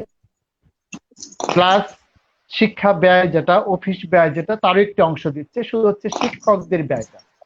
ঠিক এই শিক্ষার্থীদের জন্য সরকার যদি আলাদা করে পাবলিক বিশ্ববিদ্যালয় প্রতিষ্ঠা করেন কিংবা সেটাকে সম্প্রসারিত করেন, তার কিন্তু একটা বিরাট অঙ্কের অর্থ ব্যয়ের বিষয় চলে আসে। এই ক্ষেত্রে কিন্তু এই বিশ্ববিদ্যালয়ের বিকল্প হিসাবে আমাদের অনার্স মাস্টার যে সমস্ত শিক্ষা প্রতিষ্ঠান চালু রয়েছে তারা কিন্তু সরকারকে স্পেশাল সহযোগিতা দিচ্ছে। সরকারের উচিত ছিল নাগরিকদের এই অধিকার, আমাদের ছাত্রছাত্রীদের এই অধিকার সুপ্রতিষ্ঠিত করার জন্য অনেক আগে থেকে তাদের শিক্ষকদের বেতনের ব্যবস্থা করা। দুঃখজনক হলেও সত্য, এটা হয়নি। আমার মনে হয় এই কলঙ্ক মোচনের একটি সবচেয়ে বড় সুযোগ এনে দেবে আমাদের এই জাতীয়করণ। যদি আমরা জাতীয়করণ করতে পারি তাদের জন্য আলাদা হয়তো খুব বেশি খরচ হবে না, কিন্তু এই যে দুঃসহ একটি বোঝা, এই যে একটি কলঙ্ক, এই যে একটি কলঙ্কের তিলক, এটা মোচন করা সম্ভব একমাত্র জাতীয়করণের মধ্য দিয়ে। আমি প্রাসঙ্গিকভাবে আরেকটি কথা বলছি, আপনারা খেয়াল করবেন আমাদের এসএসসি এইচএসসির ক্ষেত্রে জাতীয়ভাবে যখন স্ট্যান্ড করার একটা প্রথা ছিল, রাষ্ট্রের মধ্যে প্রথম 10 প্রতিষ্ঠান বিভিন্ন বোর্ডে, সেটা কিন্তু সরকারি প্রতিষ্ঠান খুব একটা হতে পারেনি, হতো কি বেসরকারি প্রতিষ্ঠান। আজকে ঢাকা শহরে রাজুকের যে সুনাম, আজকে ঢাকা শহরে ভিকারুননিসার যে সুনাম, আইডিয়াল কলেজের যে সুনাম, আপনি সরকারি নজরুল কলেজে কিন্তু সেই সুনাম নেই। একসময় ঢাকা কলেজের ছিল, সেটাও কিন্তু এখন বিলুপ্ত। এই যে বেসরকারি প্রতিষ্ঠানগুলো মেধা তালিকায় প্রথম, দ্বিতীয়, তৃতীয়, চতুর্থ, পঞ্চম, ষষ্ঠ হচ্ছে, এটা তো সরকারি প্রতিষ্ঠানে হওয়ার কথা। কারণ সরকারি প্রতিষ্ঠান যারা শিক্ষকতা করেন, আমরা এ ব্যাপারে মোটামুটি নিশ্চিত যে আমরা যারা বেসরকারি প্রতিষ্ঠানে চাকরি করছি তাদের যে তুলনামূলকভাবে তারা মেধাবী, তাহলে সেই মেধাবী শিক্ষকরা কেন ভালো ফলাফল অর্জন করতে পারছেন না? নিশ্চয়ই তার সবচেয়ে বড় কারণ হচ্ছে ব্যবস্থাপনা। আপনি খেয়াল করবেন সরকারি প্রতিষ্ঠানে প্রায় সারা বছর বিভিন্ন পরীক্ষা লেগেই থাকে, বেসরকারি প্রতিষ্ঠানে কিন্তু এই বিড়ম্বনাটা নেই। পাশাপাশি বেসরকারি প্রতিষ্ঠানে যে যতটা জবাবদিহিতা আছে, যতটা মানে বাধ্যবাধকতা আছে, শিক্ষার্থীদের রেজাল্টের উপর ভিত্তি করে তাদের ছাত্র আকর্ষণ এবং সেই ছাত্রর বেতন দিয়ে তাদের বেতন নেওয়ার ব্যাপারটা, সরকারি প্রতিষ্ঠানে কিন্তু সেই বাধ্যবাধকতা নেই। পক্ষান্তরে সেখানে ক্লাস কম হলেও প্রাইভেট পড়ানোর একটা সুযোগ কিন্তু সরকারি প্রতিষ্ঠানের শিক্ষকদের থাকে, কারণ সেখানে ভালো ছাত্ররা পড়ে, তারাই বেশি প্রাইভেট পড়ে। এই ক্ষেত্রে হয় কি একটা শ্রেণী বৈষম্য তৈরি হচ্ছে আমাদের শিক্ষকদের মধ্যে, বিষয়টি দুঃখজনক। তো এই ক্ষেত্রে আপনি খেয়াল করবেন যে এক জায়গায় একটু মুড়ি অথবা চানাচুর কিংবা চাল ভাজা আর হচ্ছে তিল ভাজা, অল্প একটু চাল ভাজার মধ্যে যদি অনেকগুলো তিল ভাজা দেয় তাহলে সেটা কিন্তু প্রাধান্য পাবে কি তিল ভাজা। আর অনেকগুলো চাল মধ্যে সামান্য তিল ভাজা দেয় তাহলে প্রাধান্য পাবে কি চাল ভাজা। তো আমরা দেখতে পাচ্ছি রেজাল্ট খারাপ হচ্ছে তুলনামূলক ভাবে ধারাবাহিক ভাবে সরকারি প্রতিষ্ঠানে, আর রেজাল্ট ভালো হচ্ছে কোথায়? বেসরকারি প্রতিষ্ঠানে। এখন আমরা যে অল্প কিছু সংখ্যক প্রতিষ্ঠানকে সরকারি করে দিয়ে সেই সরকারি প্রতিষ্ঠানকে মিলিয়ে দিলাম, তাহলে এই প্রতিষ্ঠানগুলো কিন্তু সরকারি প্রতিষ্ঠানের যে পরিণতি, রেজাল্ট খারাপ করা, অব্যবস্থাপনা, তাতে কিন্তু এই প্রতিষ্ঠানগুলো ঢুকে যাবে। অর্থাৎ আমার জাতির একটা সম্ভাবনা কিন্তু নষ্ট করে দিচ্ছি। কিন্তু যদি আমরা সরকারি প্রতিষ্ঠান থাকে যদি 5,000, আমরা সেখানে যদি 20,000 বেসরকারি প্রতিষ্ঠানকে সরকারি করতে পারি, তাহলে কিন্তু সরকারি প্রতিষ্ঠানগুলো ধীরে ধীরে কি হবে, সেই বেসরকারি প্রতিষ্ঠানের ব্যবস্থাপনা নিয়ে তারা কিন্তু একটা ভালো পর্যায়ে যাবে। আমরা কিন্তু কৌশলগত ক্ষেত্রে এই ক্ষেত্রে একটু নেতিবাচক অবস্থানে রয়েছি। ওই যে আপনি বলছেন সময়ের দাবি, তো এই যে আমরা কিছু সংখ্যক প্রতিষ্ঠানকে সরকারি করছি, সেই প্রেক্ষিতে আমাদের যে পরিণতিটা দাঁড়াবে, সেই প্রেক্ষিতে আমরা বলতে পারি সময়ের দাবি হচ্ছে এই পর্যায়টা থেকে আমরা যাতে এমন একটা পর্যায়ে যাই যাতে বেসরকারি প্রতিষ্ঠানের যে ব্যবস্থাপনা, তাদের যে ফলাফল, সেই বিষয়টা যাতে সরকারি প্রতিষ্ঠানে সংক্রমিত হয়, তারাও যাতে এই লেখাপড়া ভালো করে একটা ব্যবস্থাপনায় ফিরে আসে, তাহলে কিন্তু জাতীয় উপকৃত হবে, আমাদের শিক্ষা ব্যবস্থা উন্নত হবে। আরেকটা বিষয় বললেই নয়, এটি হচ্ছে যে তারুণ্যের একটি বিষয় আছে। আপনারা জানেন এই পৃথিবীকে এগিয়ে নিয়ে যাচ্ছে তারুণ্য শক্তি। একটি এমপি ভুক্ত প্রতিষ্ঠানে যখন প্রতিষ্ঠান শুরু হয়, তখন কিন্তু সে এমপি হচ্ছে না। একটি প্রতিষ্ঠান যখন আমরা চালু করি, কোথাও কোথাও 10 বছর, 20 বছর, 15 বছর পরে এমপি হচ্ছে। তাহলে যে তরুণরা এক বুক স্বপ্ন নিয়ে একটি প্রতিষ্ঠানে যোগদান করেছিল, তারা যদি সবসময় আর্থিক দুরবস্থার মধ্যে থাকে, তারা কিন্তু তাদের তারুণ্য শক্তিকে কাজে লেগে সেই প্রতিষ্ঠানকে এগিয়ে নিতে পারবে না। আবার কিছু কিছু প্রতিষ্ঠান, সেখানে যদি প্রতিষ্ঠাতার কোনো বিশেষ ক্ষমতা থাকে বা কৌশল থাকে বা সেই সুযোগ থাকে বা আর্থিক সংগতি থাকে, শুরুতেই তার একটা হ্যান্ডসাম বেতন দিতে পারছে কিংবা এমপিভুক্ত করাতে পারছে, তখন সেই প্রতিষ্ঠানটাকে সেই এক ঝাঁক তরুণ যতটা অগ্রগতি পর্যায়ে নিয়ে যেতে পারে, যখন 10 বছর পরে তারা আস্তে আস্তে বার্ধক্যের দিকে যেতে থাকে, 20 বছর পরে যখন বার্ধক্য উপনীত হয়, তখন সেই প্রতিষ্ঠানটা ঝিমিয়ে পড়ে। তারা আগে যে সার্ভিস দিতে পারতো তখন দিতে পারে না। যদি এই প্রতিষ্ঠানটা সরকারিকরণ করা হয়, তাহলে বদলির সুবাদে কি হবে, কিছু তরুণ অন্য প্রতিষ্ঠানে চলে যাবে, কিছু প্রবীণ অভিজ্ঞ বয়স্ক শিক্ষক সেখানে আসবে। তখন নবীন প্রবীণের সমন্বয়ে একটি প্রতিষ্ঠান কিন্তু তারুণ্য শক্তির ছোঁয়াটাও পাবে, অভিজ্ঞতার ছোঁয়াটাও পাবে, সুন্দর পরিকল্পনার ছোঁয়া পাবে এবং সম্মিলিতভাবে সেই প্রতিষ্ঠানকে এগিয়ে যাবে। আমরা এই যে সরকারিকরণ না করার কারণে আপনি লক্ষ্য করবেন দেশে বিভিন্ন শিক্ষা প্রতিষ্ঠান, যে প্রতিষ্ঠানগুলো এক সময় তারুণ্য নির্ভর ছিল শিক্ষকদের কারণে, সেগুলো কিন্তু আস্তে আস্তে ঝিমিয়ে যাচ্ছে। আবার যে প্রতিষ্ঠানগুলো একজাত তরুণ আছে, বেতন পাচ্ছে না, তারা কিন্তু হতাশায় নিমজ্জিত হচ্ছে। তাহলে বঞ্চিত হচ্ছে কারা? ওই যে শিক্ষার্থী, আমাদের মূল যে শক্তি শিক্ষার্থী, তারা কিন্তু বঞ্চিত হচ্ছে। তাহলে এই সমস্যার সমাধানটা কোথায়? এই সমস্যার সমাধানটা হচ্ছে জাতীয়করণের মধ্য দিয়ে। এই বিষয়গুলো সরকারকে কিন্তু বোঝাতে হবে, আমাদের যে ত্রুটিগুলো, আমাদের দুর্বলতাগুলো, আমাদের নেতিবাচকতাগুলো কোথায় আছে এবং সেটাকে কিভাবে আমরা ইতিবাচক পর্যায়ে নিয়ে যেতে পারি, আমাদের সম্ভাবনাগুলোকে কাজে লাগাতে পারি জাতির উন্নয়নে। সেই বিষয়গুলো যদি আমরা সরকারকে বুঝাতে পারি বা সরকারের সংস্থা যারা আছেন তাদেরকে বুঝাতে পারি, তাহলে একটি গ্রুপ কিন্তু আছে নেতিবাচক বিষয়গুলো তুলে ধরে। যেমন একটি বিষয় যে শিক্ষকরা খুব বাণিজ্যিক, তারা কোচিং বাণিজ্য করে ইত্যাদি ইত্যাদি, এরকম বিষয়টা কিন্তু খুব নেতিবাচক একটি প্রচারণা শিক্ষকদের বিরুদ্ধে। আপনি একটু খেয়াল করেন, যেমন কলেজে কয়টা সাবজেক্টের টিচাররা প্রাইভেট পড়ান, কয়টি সাবজেক্টের শিক্ষার্থীরা প্রাইভেট পড়ে, হিসাব করে দেখুন। যদি একটা শিক্ষা প্রতিষ্ঠানে 20টা সাবজেক্ট থাকে, হয়তো 5টি সাবজেক্টের টিচাররা প্রাইভেট পড়ান, অথবা শিক্ষার্থীরা 5টা সাবজেক্টই কিন্তু প্রাইভেট পড়ে, আর বাকি 15 জন টিচার কি সেই সুযোগটা পাচ্ছে? দুর্নাম কিন্তু সমস্ত শিক্ষক সমাজকে দেওয়া হচ্ছে এবং এটা জাতীয় বিষয় হয়ে গেছে, শিক্ষকরা বাণিজ্য করে। কিন্তু বিষয়টা কি আসলে তাই? এই বিষয়টি কিন্তু আমরা জাতীয় পর্যায়ে যারা লেখালেখি করেন তাদের লেখার মধ্যেও দেখি না, যারা বিভিন্ন ফোরামে বক্তব্য রাখেন তাদের বক্তব্যের মধ্যেও দেখি না। এই যে আমাদের অসঙ্গতিগুলো, এগুলো কিন্তু তুলে ধরা উচিত জাতীয়ভাবে। এই যে ভুল বোঝাবুঝিগুলো অবসান হওয়া উচিত। আপনি আরেকটি বিষয় খেয়াল করবেন যে আজকে প্রাইভেট কেন পড়া হয়। ধরেন পদার্থবিজ্ঞানী ইন্টারমিডিয়েট পর্যন্ত আমরা যে বিষয়গুলো পড়াই, এগুলো কি যিনি ব্যাংকার হবেন তার জীবন আদৌ কোনো কাজে লাগবে? যিনি সমাজবিজ্ঞানের শিক্ষক হবেন তার জন্য কি আদৌ কাজে লাগবে? যিনি ইংরেজির শিক্ষক হবেন তার জন্য কি আদৌ কাজে লাগবে? যদি না লাগে, আমাদের সিলেবাসটাকে যদি আমরা সহজ করে দেই, অন্তত পক্ষে ইন্টারমিডিয়েট পর্যন্ত মানুষের প্রাথমিক জীবনে যা যা কাজে লাগবে সেই বিষয়গুলোকে আমরা যদি সিলেবাসে অন্তর্ভুক্ত করি, তাহলে তো শিক্ষার্থীরা বাধ্য হয়ে প্রাইভেট পড়বে না। শিক্ষার্থীরা যদি প্রাইভেট না পড়ে, শিক্ষকটাকে জোর করে তাদেরকে পড়াতে পারবেন। যখন শিক্ষার্থীরা ক্লাসে বুঝে না, অর্থাৎ সীমিত সময়ে এই বিশাল একটা ক্লাসরুমে শিক্ষার্থীরা যখন জটিল বিষয়গুলো বুঝে না, তখন তাকে প্রাইভেট করতে হয়। আমরা কিন্তু প্রাইভেটের বিরুদ্ধে, কোচিং এর বিরুদ্ধে অনেক কথা বলছি, কিন্তু কার্যকর কোনো পদক্ষেপ নিতে পারছি, কৌশলগত কোনো পদক্ষেপ নিতে পারছি? বক্তৃতা দিয়ে তো কোনো সমস্যার সমাধান হবে না। আমাদের সেই কৌশল আপনি খেয়াল করুন, এনসিটিভি 2013-14 কি করেছে, ছোট্ট ছোট্ট সিলেবাসে ছোট্ট ছোট বই করেছে। আজকে সেই এনসিটিভির বইগুলো অনেক বড় হয়ে গেছে কেন? এটা হচ্ছে আমাদের শিক্ষা ব্যবস্থার একটা ত্রুটি। আমরা যদি সেই জায়গায় রাখতাম, তাহলে একজন শিক্ষার্থী 150 টাকা দিয়ে যে বইটা কিনতে পারতো, আজকে আবার সেই 500-600 টাকা দিয়ে সেই বইগুলো কিনতেছে কেন? সরকার তো ভালো পদক্ষেপ নিয়েছিল, আমরা কিন্তু সেটাকে লালন করতে পারছি না। যদি পারতাম তাহলে অনেকগুলো অসঙ্গতি দূর হয়ে যেত। তো আজকে অনার্স মাস্টার্স শিক্ষকদের যে মনোবেদনা, তাদের যে কষ্ট, তাদের যে দুর্দশা, সেটা কিন্তু জাতীয় সমস্যা, সেটা কিন্তু জাতীয়ভাবেই বিবেচনা করতে হবে। তাদের এমপিও নয়। আমার কথা হচ্ছে, আমরা একবারে জাতীয়করণ করে ফেললে তারাও কিন্তু জাতীয়করণের আওতায় চলে আসবে। তখন এক ঢিলে দুই পাখি মারার মতো আমরা কিন্তু তাদের সমস্যাটা সমাধান করতে পারবো। কিন্ডারগার্টেনের বিষয়টি এখানে উঠে এসেছে। আসলে তারা যে মুখ্য ভূমিকা পালন করছে আমাদের শিক্ষা ব্যবস্থায়, সেটিকে আমরা চিন্তা করছি।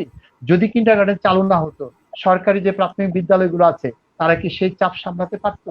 কিংবা কিন্ডারগার্টেন যে ব্যবস্থাপনায় শিক্ষার্থীদেরকে সক্ষম করে তুলছে, তাদের দক্ষ করে তুলছে, প্রাইমারি কি সেটা পারছে?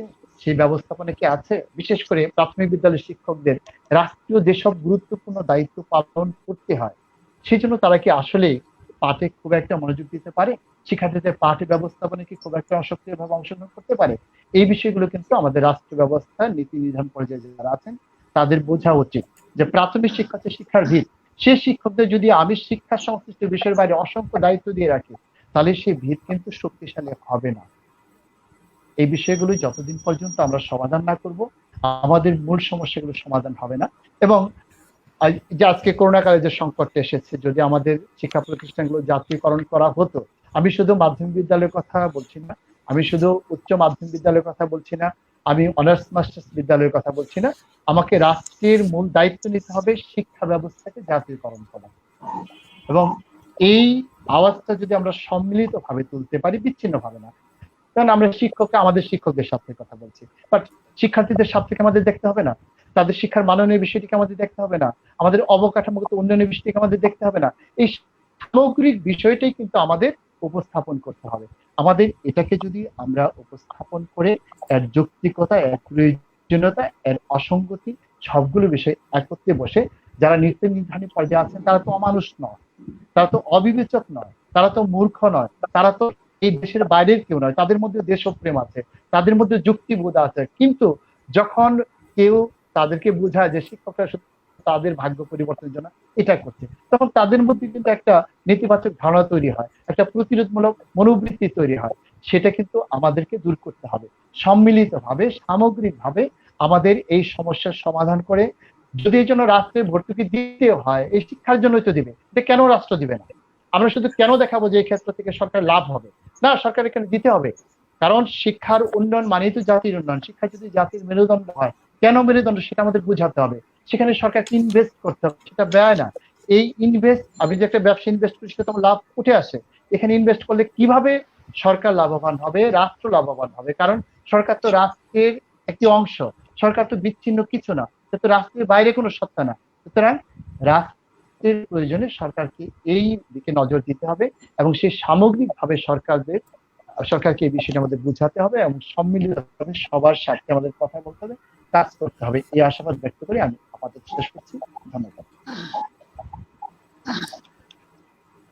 বুলবুল স্যারকে অসংখ্য ধন্যবাদ, খুব গঠনমূলক কথা বলেছেন। আমি রনি স্যারের কাছে আসার আগে একটু কামাল স্যারের কাছে আসতে চাই। কামাল স্যারের কাছে দুটি প্রশ্ন রয়েছে।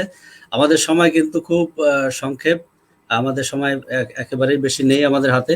তো আপনাদের কাছে অনুরোধ হচ্ছে একটু সংক্ষেপে কথা বলবেন, কারণ অনেক কথা বলার আছে।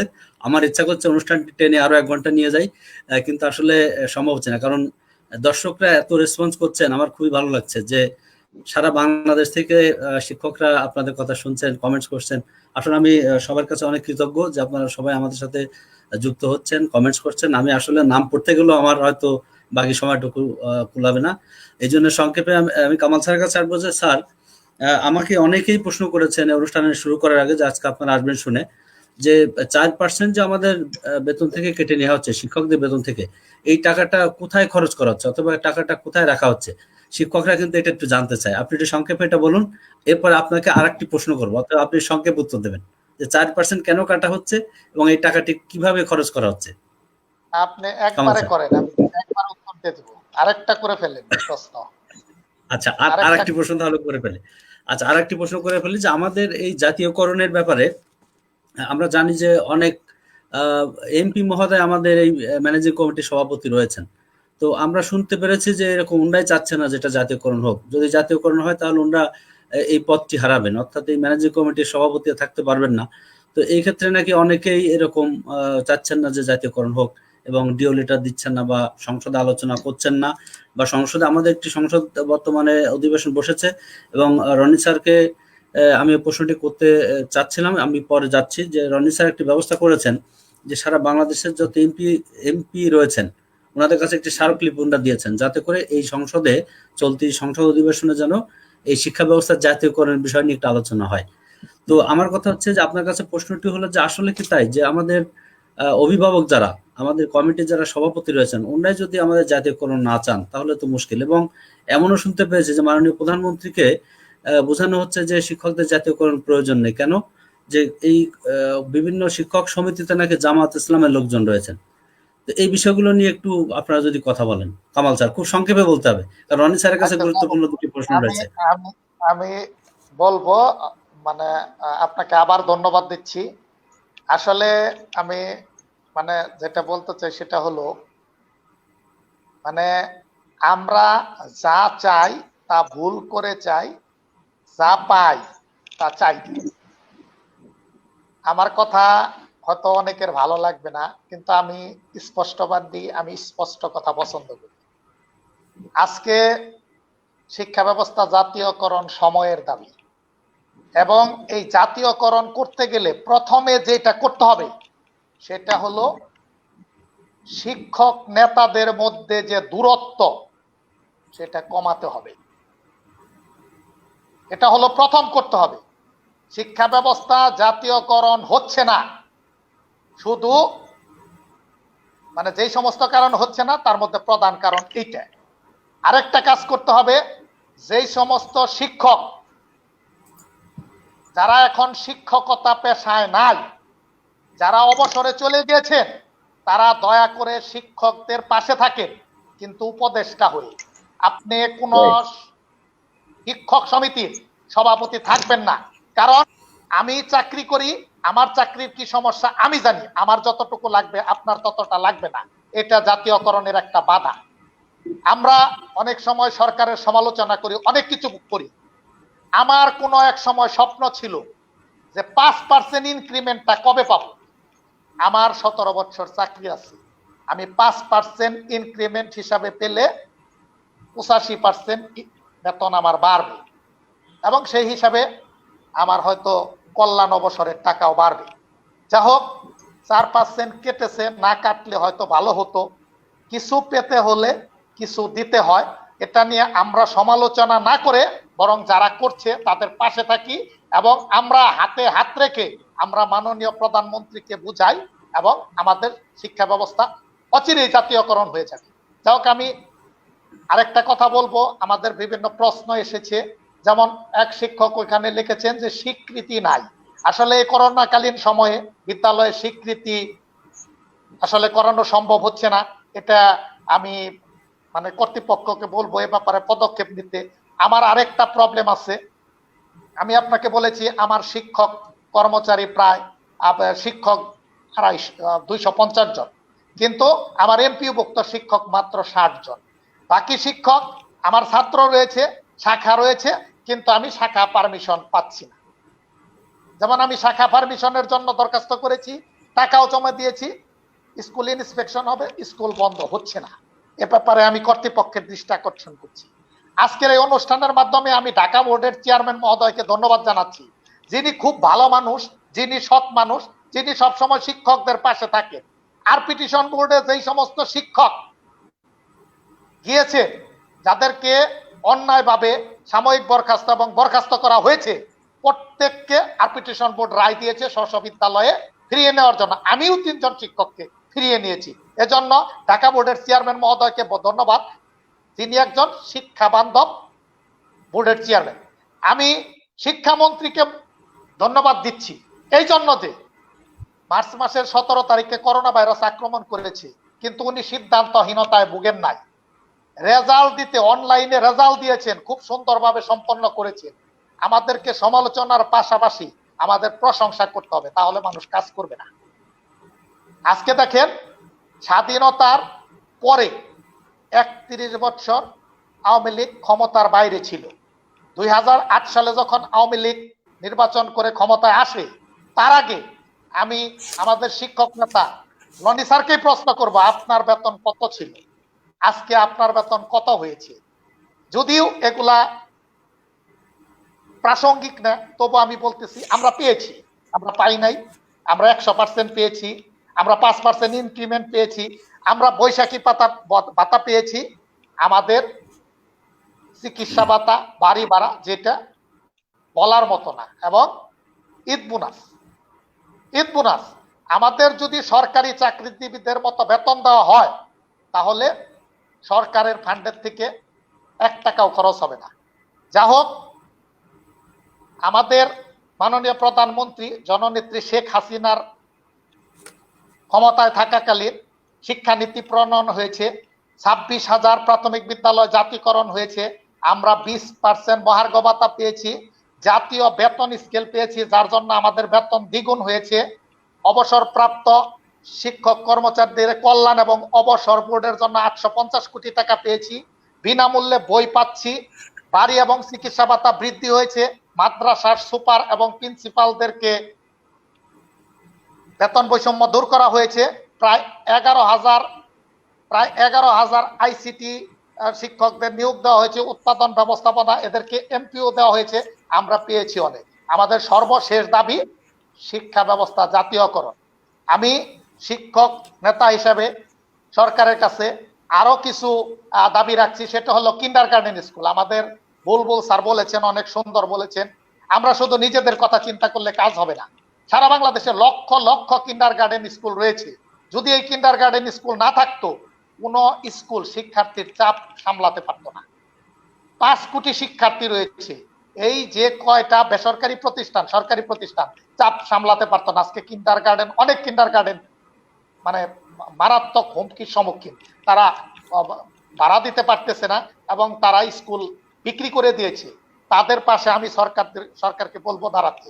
আমি অভিভাবকদের উদ্দেশ্যে বলবো, আমার কাছে অনেক অভিভাবক আসে যাদের চাকরি নাই, অনেকের বাবা মারা গিয়েছে, আমি তাদের দরখাস্ত পড়ি এবং তাদেরকে জিজ্ঞাসা করি কি সমস্যা, আমি যতটুকু পারি আমি হেল্প করি। কিন্তু আমি অভিভাবকদের বলবো, এই করোনাকালীন সময়ে আপনাদের সবার সমস্যা না, যাদের সমস্যা আছে তারা প্রতিষ্ঠানে দরখাস্ত করেন এবং প্রতিষ্ঠান প্রধানদেরকে বলবো আমরা সবাই মিলে বেঁচে থাকি, যত দূর সম্ভব আপনি অভিভাবকদের ছাড় দিবেন। আর অভিভাবকদের বলবো আপনি যত দূর পারেন আপনার বেতন দিয়ে দিবেন। আপনি হয়তো একটা বাচ্চা হাফ ফ্রি পাইলে হয়তো আপনি 4,000 টাকা বেঁচে গেল, আপনি মনে করেন না যে অনেক টাকা বাঁচিয়ে ফেলছেন। আসলে আপনাকে লয়ে বিব্রত রহিতে আসে নাই কি হবনি পরে, সকলের তরে সকলে আমরা, প্রত্যেকে আমরা পরের তরে, আমরা মানুষ মানুষের জন্য। আপনারা যদি এই 4,000 টাকা বেতন দিয়ে দেন, আমার সারা বাংলাদেশের শিক্ষক কর্মচারীরা বেতন পাবে, তারা তাদের পরিবার পরিজন নিয়ে বেঁচে থাকতে পারবে। এই করোনাকালীন সময়ে সরকারের একার পক্ষে সামলানো সম্ভব না, আমাদেরকে সবাইকে সবার পাশে থাকতে হবে। আর আমি সর্বশেষ কথা যেটা বলবো, আমাদের সরকারকে শিক্ষা ব্যবস্থা জাতীয়করণের ব্যাপারে ভাবতে হবে, শিক্ষক নেতৃবৃন্দকে এক টেবিলে বসতে হবে, এক টেবিলে বসে সিদ্ধান্ত নিতে হবে, সরকারের সাথে আলোচনায় বসতে হবে। আন্দোলন করে জননেত্রী শেখ হাসিনার কাছ থেকে কিছু পাওয়া যাবে না, এটা আমি গভীরভাবে বিশ্বাস করি। যা কিছু আমরা পেয়েছি জননেত্রী শেখ হাসিনা শিক্ষকদের কথা বিবেচনা করে দিয়েছেন। আমি আজকের অনুষ্ঠানের মাধ্যমে সরকারের কাছে আরেকটা দাবি জানাচ্ছি, যে সমস্ত প্রতিষ্ঠানে ছাত্র রয়েছে কিন্তু শাখা পারমিশন নাই, আমরা কিভাবে শাখা পারমিশন পেতে পারি এ ব্যাপারে প্রয়োজনীয় পদক্ষেপ নেবেন। আজকে আমাদের একজন শিক্ষক নেতা আছেন, আমি তার কাছে অনুরোধ রাখবো একটা নতুন প্রস্তাব, সেটা হলো অনেক শিক্ষা প্রতিষ্ঠান আছে ম্যানেজিং কমিটি, অনেক ম্যানেজিং কমিটি আছেন শিক্ষিত, তারা শিক্ষকদের চাইতে বেশি শিক্ষিত। আবার অনেক ম্যানেজমেন্ট কমিটি আছেন যারা সিগনেচারটা ভালো করে দিতে পারে না, তারা নিয়োগ প্রক্রিয়া কি বুঝবে। অনেক শিক্ষক, আগে শিক্ষকদের কোনো বয়স ছিল না, এখন শিক্ষক নিয়োগের বয়স করা হয়েছে 35 বছর। আজকে 35 বছর যখন শিক্ষক নিয়োগের বয়স করা হয়েছে, আজকে কোন শিক্ষকের বয়স 40 বছর অতিক্রান্ত হয়ে গেছে, তার এমপিও হয় নাই, এখন সে জানতে পারছে তার নিয়োগ স্বচ্ছ প্রক্রিয়ায় হয় নাই বা বিধানে কিছু সমস্যা আছে। আমি এ ব্যাপারে সরকারের কাছে আবেদন করব, এই সমস্ত শিক্ষকদের কিভাবে সংশোধনী প্রক্রিয়ায় এদেরকে কিভাবে নিয়োগ প্রক্রিয়া সম্পন্ন করা যায় এ ব্যাপারেও আমি দাবি রাখছি। আর সর্বশেষ আমার যেটা কথা, জনবল সংশোধনী 2018 জনবল সংশোধনী, আমি প্রবলেমে আছে, আমি প্রতিষ্ঠান চালাই, আমার কি কি প্রবলেম আছে এটা আমি যতটুকু বলতে পারবো, যারা সরকারের বিসিএস অফিসার তারা আমাদের কথা বলতে পারবে না, তারা জানেও না। এই সংশোধনী কমিটিতে, এমপিও নীতিমালা সংশোধনী কমিটিতে 50% উপরে শিক্ষক নেতাদের রাখার জন্য আমি অনুরোধ করছি, যাতে আমাদের এমপিও নীতিমালা সংশোধনটা অনেক সুন্দর প্রক্রিয়ায় হয়। আমার বক্তব্য আর বেশি দীর্ঘায়িত করব না, আমি শুধু মাননীয় প্রধানমন্ত্রী জননেত্রী শেখ হাসিনার কাছে বলবো, আপনি স্বপ্ন দেখতে ভালোবাসেন, আপনি স্বপ্ন দেখাতে ভালোবাসেন, আপনি জাতির জনক বঙ্গবন্ধু শেখ মুজিবুর রহমানের যোগ্য পিতার যোগ্য কন্যা, আপনি পেরেছেন, আপনি পারবেন। আপনি এই মুজিব বর্ষে সারা বাংলাদেশের বেসরকারি শিক্ষা প্রতিষ্ঠান জাতীয়করণ করে ইতিহাসের পৃষ্ঠায় চিরস্মরণীয় হয়ে আসেন, এই আশাবাদ ব্যক্ত করে আপনার দীর্ঘায়ু এবং সুস্বাস্থ্য কামনা করি। আজকের আমন্ত্রিত অতিথিদেরকে আমি ধন্যবাদ জানিয়ে সর্বশেষ আজকের সঞ্চালক এবং দর্শকদেরকে অভিনন্দন জানিয়ে আমি এখনকার মতো বিদায় নিচ্ছি। আসসালামু আলাইকুম। অনেক ধন্যবাদ কামাল স্যার। এবার রনি স্যারের কাছে আসবো। রনি স্যারের কাছে দুইটি প্রশ্ন। স্যার, আমাদের সময় খুব কম, আমি আপনাকে অনুরোধ করবো যে সংক্ষেপে একটু বলবেন। প্রথম প্রশ্নটি হলো যে আমাদের জাতীয়করণ হচ্ছে না, অনেক শিক্ষক নেতারাই বলছেন যে আমরা সবাই এক মঞ্চে আসতে পারছি না। আমরা বলতে আপনারা, যে বাংলাদেশে যদি 52টি শিক্ষক সমিতি থাকে, এই 52টি শিক্ষা প্রতিষ্ঠান একটি প্ল্যাটফর্ম আসতে আপনারা পারেননি। তো এটি একটি অন্তরায় হিসেবে অনেকেই দেখছেন, আজকে অনেকে কমেন্ট শুনেছেন যে অনেকেই বলছেন যে আপনারা এক মঞ্চে আসুন। তো কি মনে করছেন যে স্যার আমরা কেন এই সব সমিতিগুলো এক প্ল্যাটফর্মে এসে একটি দাবি করতে পারছে না? আমরা কিন্তু 71 সালে জাতির জনকের ডাকে কিন্তু সকল সংগঠন একসাথে হয়ে আমরা স্বাধীনতার জন্য যুদ্ধ করেছিলাম, বিধায় কিন্তু আজকে আমরা স্বাধীন।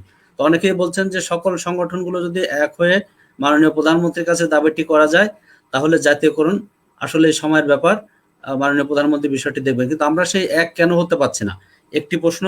আর দ্বিতীয় প্রশ্নটি হলো স্যার, যে যদি মুজিব বর্ষে আমরা জাতীয়করণ না পাই, আপনারা 16 ডিসেম্বরের কথা বলেছেন, যদি জাতীয়করণ না হয়, মাননীয় প্রধানমন্ত্রী জননেত্রী শেখ হাসিনা যদি ঘোষণা না দেন, তাহলে পরবর্তী কি কর্মসূচি আপনারা দেবেন? এই দুটি প্রশ্নের উত্তর স্যার আপনি একটু সংক্ষেপে দেবেন। জি ধন্যবাদ। জি ধন্যবাদ কিষান স্যার, আবারও আমাকে সুযোগ দেওয়ার জন্য। খুশনবীর স্যার, বুলবুল আহমেদ স্যার আসলে এমন শিক্ষা বিশেষজ্ঞ, ওনাদের বক্তব্যের পরে আসলে আর বক্তব্য থাকে না। তবু দু একটি কথা তো বলতে হয়, যে আজকের এই আলোচনাটা আসলে ফলপ্রসূ হয়েছে মনে হচ্ছে। আমরা দৈনিক শিক্ষকদের কথা ফেসবুক লাইভ পড়ি, অনেক দর্শকরা থাকে, ইদানিং ব্যস্ততা আর করা হয়নি। এখানে খুশনবীর অধ্যক্ষ মুস্তফা কামাল খুশনবীর স্যার কিন্তু বলেছেন একটি চমৎকার, আমি মনে করি এটা এই শতাব্দীর শ্রেষ্ঠ কথা, যে অবসরপ্রাপ্ত শিক্ষকরা আর এই সমিতির শীর্ষ পদে থাকার কোনো দরকার নেই, তারা উপদেষ্টা হিসেবে থাকবে। এবং আমাদের গঠনতন্ত্র কিন্তু অবসরপ্রাপ্তরা শীর্ষ পদে থাকবে না, উপদেষ্টা হিসেবে থাকবে, সম্মানিত উপদেষ্টা হিসেবে, এমনই আমাদের গঠনতন্ত্র করা আছে। তো আমি খুশনবীর স্যারকে ধন্যবাদ জানাই। আমি অনুরোধ করবো আসলে অবসরপ্রাপ্তরা আপনি জাতীয়করণ হলে কিংবা পূর্ণাঙ্গ ঈদ বোনাস পেলে, বাড়ি ভাড়া পরিবর্তন করলে ওনারা কিন্তু আর কিছু লাভবান হচ্ছে না। হ্যাঁ, শিক্ষক সমিতির মাধ্যমে হয়তো ওনারা চাচ্ছে যে তারা কল্যাণ ট্রাস্টে ছিল কিংবা এতদিন সুনাম হয়েছে, এখন কোনো রাজনৈতিক দলে কোন পদ পদবি নাই, এটা দিয়ে নিয়ে হয়তো বা কোথাও এমপি ইলেকশন করা যায় এমনটি ভাবেন। যাই হোক, আমি ছোট করতে চাই না, সম্মান রেখেই বলছি যে অবসরপ্রাপ্তদের নিয়ে আমরা কথা বলেছিলাম, অনেকে আমার উপর ক্ষুব্ধ এবং নাখুশ হয়েছিলেন এবং বিভিন্নভাবে প্রপাগান্ডা ফ্যাকালি ব্যবহার করে আমার বিরুদ্ধে বিভিন্ন কথা অভিযোগ মানে লেখালেখি করেছিল, সেটা আইসিটি নিয়ে মামলা হয়েছে। এখানে বিষয় হলো খুশনবীর ভাই কিন্তু বলেছেন, যে ওনাকে ধন্যবাদ জানাই, যে আমরা কিন্তু সরকার বিরোধী না, আমরা সরকারের কাছে আন্দোলন, সরকার বিরোধী আন্দোলনও না, আমরা দাবি করি, যেমন উনি প্রশ্ন করেছেন আমাদের বেতন এখন আগের। অবশ্যই 2015 সালে যে অষ্টম জাতীয় পে স্কেল বাস্তবায়ন হওয়ার পরে কিন্তু আমরা আন্দোলন করেছি, এবং আন্দোলন করার পরে সেটা 1-2 বছর পরে বাস্তবায়ন হয়েছে, এটা সবাই জানেন, এবং আমাদের বেতন দ্বিগুণ হয়েছে। এই যে মাননীয় প্রধানমন্ত্রীকে শুরুতে কিন্তু আমরা ধন্যবাদ জানাচ্ছি, বারবারই কথা বলছি যে কোনো জিনিস পেতে হলে জননেত্রী শেখ হাসিনা হাতকে শক্তিশালীকরণের মধ্য দিয়েই কিন্তু দাবি আদায় করতে। আর অনেকে দেখেন যারা এই সরকারের খাইয়ে পরে বেঁচে আছে, আওয়ামী লীগকে পুঁজি করে বঙ্গবন্ধুর নাম নিয়ে কোটি কোটি টাকা অর্জন করেছে, বিদেশে বাড়ি করেছে, তারা সরকারের একটি অর্জনের কথা কিন্তু বলে না। আজকে আমাদের দৈনিক শিক্ষকদের কথা ফেসবুক লাগে, আপনি খিলগাঁও যান, আপনি মহাকাল 3 তলা ফ্লাইওভার হয়ে গেছে, যেটা আমি সাউথ কোরিয়া ছিলাম, সেটা 95 সালে 1.5-2 বছর, সেখানে দেখেছি 3 তলা 4 তলা ফ্লাইওভার, চিন্তা করা যায় না। ঠিক এইভাবে আপনার রাস্তা হয়ে গেছে আকাশপথের এই ফ্লাইওভার বাংলাদেশে, সেটা কিন্তু করছে। তো যেন জননেত্রী শেখ হাসিনা ধন্যবাদ দিয়েছেন খুশনবীর স্যার। আমি মাননীয় প্রধানমন্ত্রীকে আমরা এমনটাই কৃতজ্ঞতা যে আমাদের আপনি ধরেন 5% ইনক্রিমেন্ট কথা বলেছি যে 34 বছর করে দিয়েছি, কিন্তু 4% কর্তন করার পরে এই টাকা কোথায় যায় খুশনবীর ভাইয়ের কাছে কিন্তু প্রশ্ন ছিল, স্যারের কাছেই বলি, যেহেতু উনি আমার বন্ধু ভাই, তো ভাই শব্দটা চলে আসে, স্যার যেন মাইন্ড না করেন। তো আমাদের এই 4% কর্তন করা হলো রাতারাতি, এটা কিন্তু একজন ক্ষমতা দেখানো হলো। শিক্ষা সচিব ছিলেন সৌরভ স্যার, উনি একবার বলো নির্বাচন 2018 না, এখন কাটা হবে না, তখন আবার নির্বাচন যখন হয়ে গেল আবার জানুয়ারিতে অর্থাৎ 19শে জানুয়ারিতে কিন্তু আবার 4% কর্তন করা হলো। সমস্ত শিক্ষকদের মাঝে একটা ক্ষুদ্র প্রতিক্রিয়া দেখা গেল। এখন বিষয় হলো যে আমরা জননেত্রী শেখ হাসিনা দিবে, আবার একজন কর্তন করে নিবে। আমরা জননেত্রী প্রধানমন্ত্রীকে অভিযোগ করলাম, তদন্ত করা হলো, সেটাকে আবার সেই তদন্ত হিমাগারে রয়ে গেল।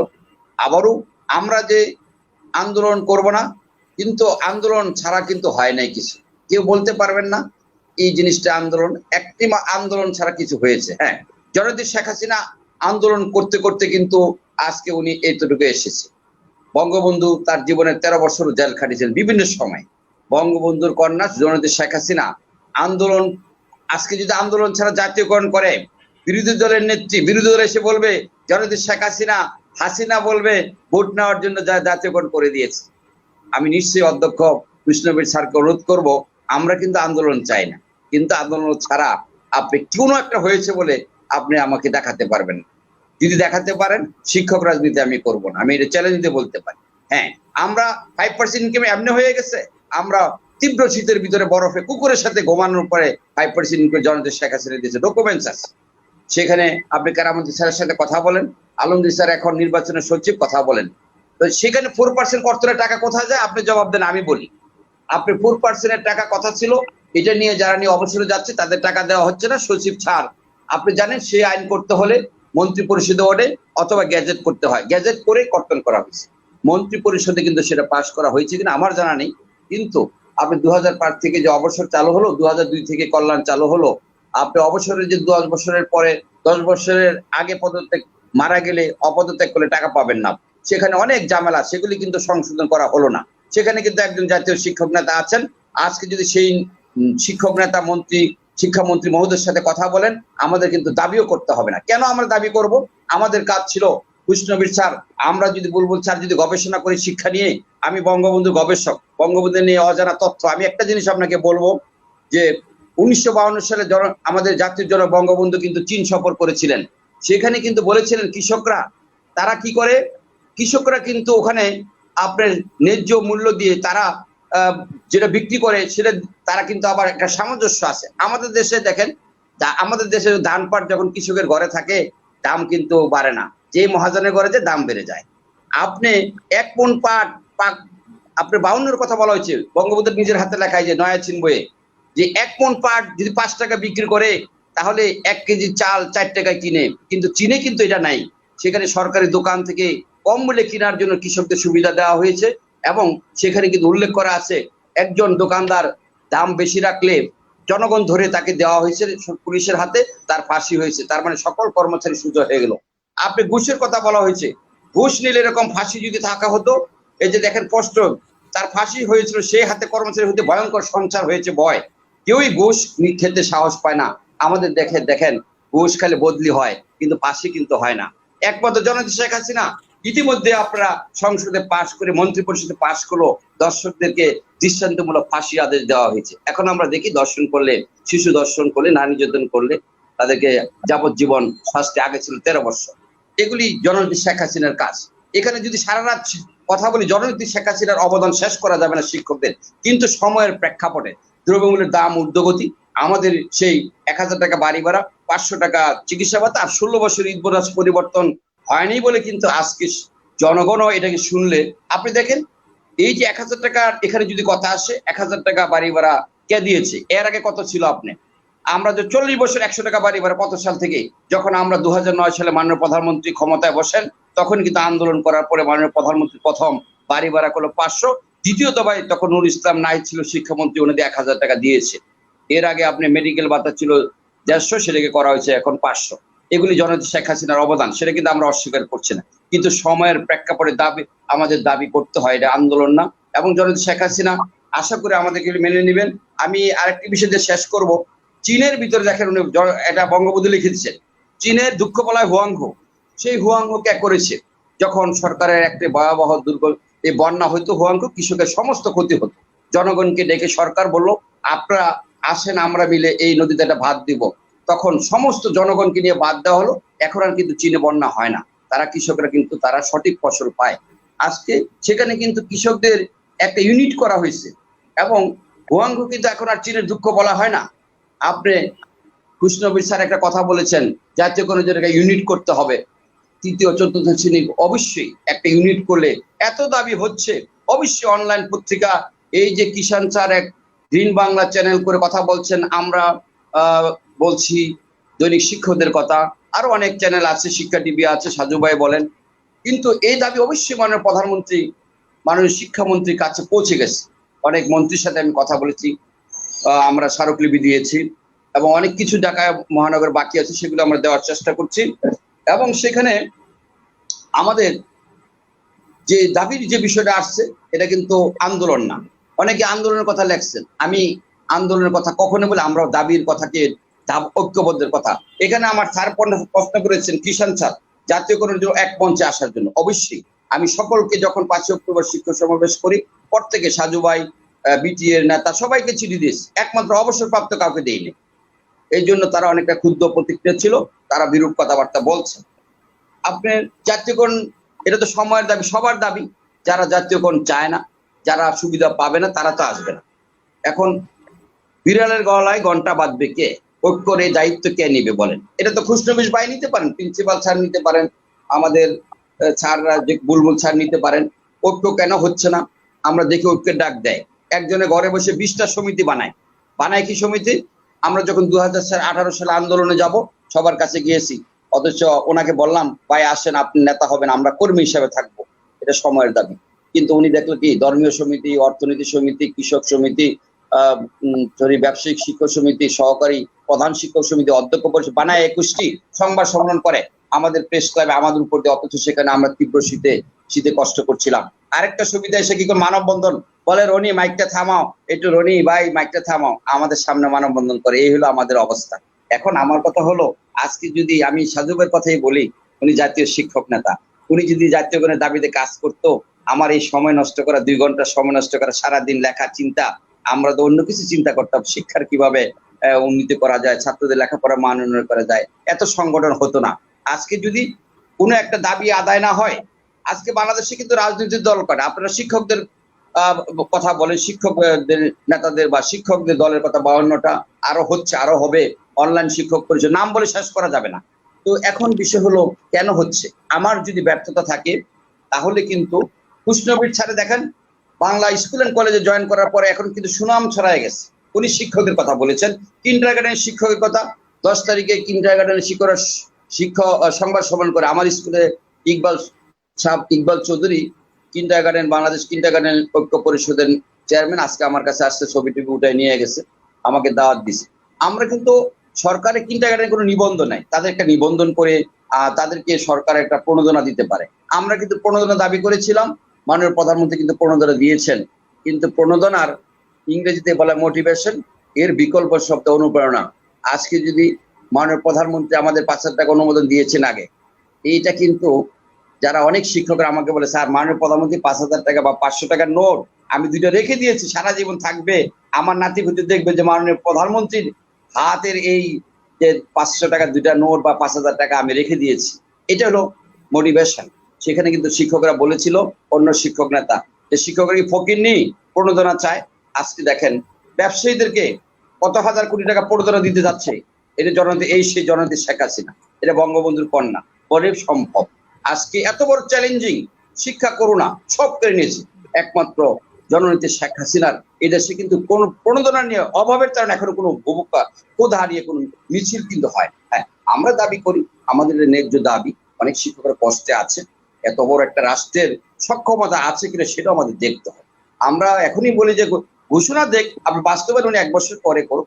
আপনি জানেন সামরিক আইনে 1980 সালের সামরিক 81 যে সামরিক আইন আত্মীকরণ বিধিমালা আপনারা দেখেছেন পত্রিকায়, আজকে বাংলা ট্রিবিউনে রিপোর্ট হয়েছে। 5 বছর আগে ঘোষণা হয়েছে, এখনো কিন্তু জাতীয়করণের সুফল তারা পাচ্ছে না। তাহলে আমাদের এগুলিও পরিবর্তন করতে হবে। তাহলে কিভাবে, কোন ক্রাইটেরিয়া করলে আমরা যথাযথভাবে আর সুফল পাবে, সেগুলি নিয়ে এখন আলোচনার বিষয়। সেগুলি নিয়ে আমরা কাজ করছি। আমাদের প্রশ্ন করা হয়েছিল, মজিব বর্ষে যদি জাতীয়করণ না হয় তাহলে আমরা কি করব। আমি কিষাণ স্যারকে জানাচ্ছি, জাতীয়করণ একটা বিশাল ব্যাপার। সেখানে সরকারের কিছু পলিসি আছে। যখন 2018 সালে আন্দোলন করি, তখন কিন্তু শিক্ষা সচিব, শিক্ষামন্ত্রী বলেছিলেন যে আপনাদের এগুলি অনেক দপ্তর, অনেক কিছু শাখা প্রশাখা জড়িত, যে এগুলি আমাদের একটু সময় তো লাগবেই। সেখানে আমাদেরকে দিয়েছেন 5% ইনক্রিমেন্ট এবং বলেছিলেন আপনারা বৈশাখী ভাতা পাবেন। আমরা কিন্তু যথারীতি সেটা 20% পাচ্ছি। সরকারি কর্মকর্তার 20% পাই, আমরাও পাই। আর এই জাতীয়করণ মজিব বর্ষে বিষয়টা আমরা কথা বলছি, মাননীয় প্রধানমন্ত্রীকে বোঝাচ্ছি, বাজেট বই তৈরি করছি।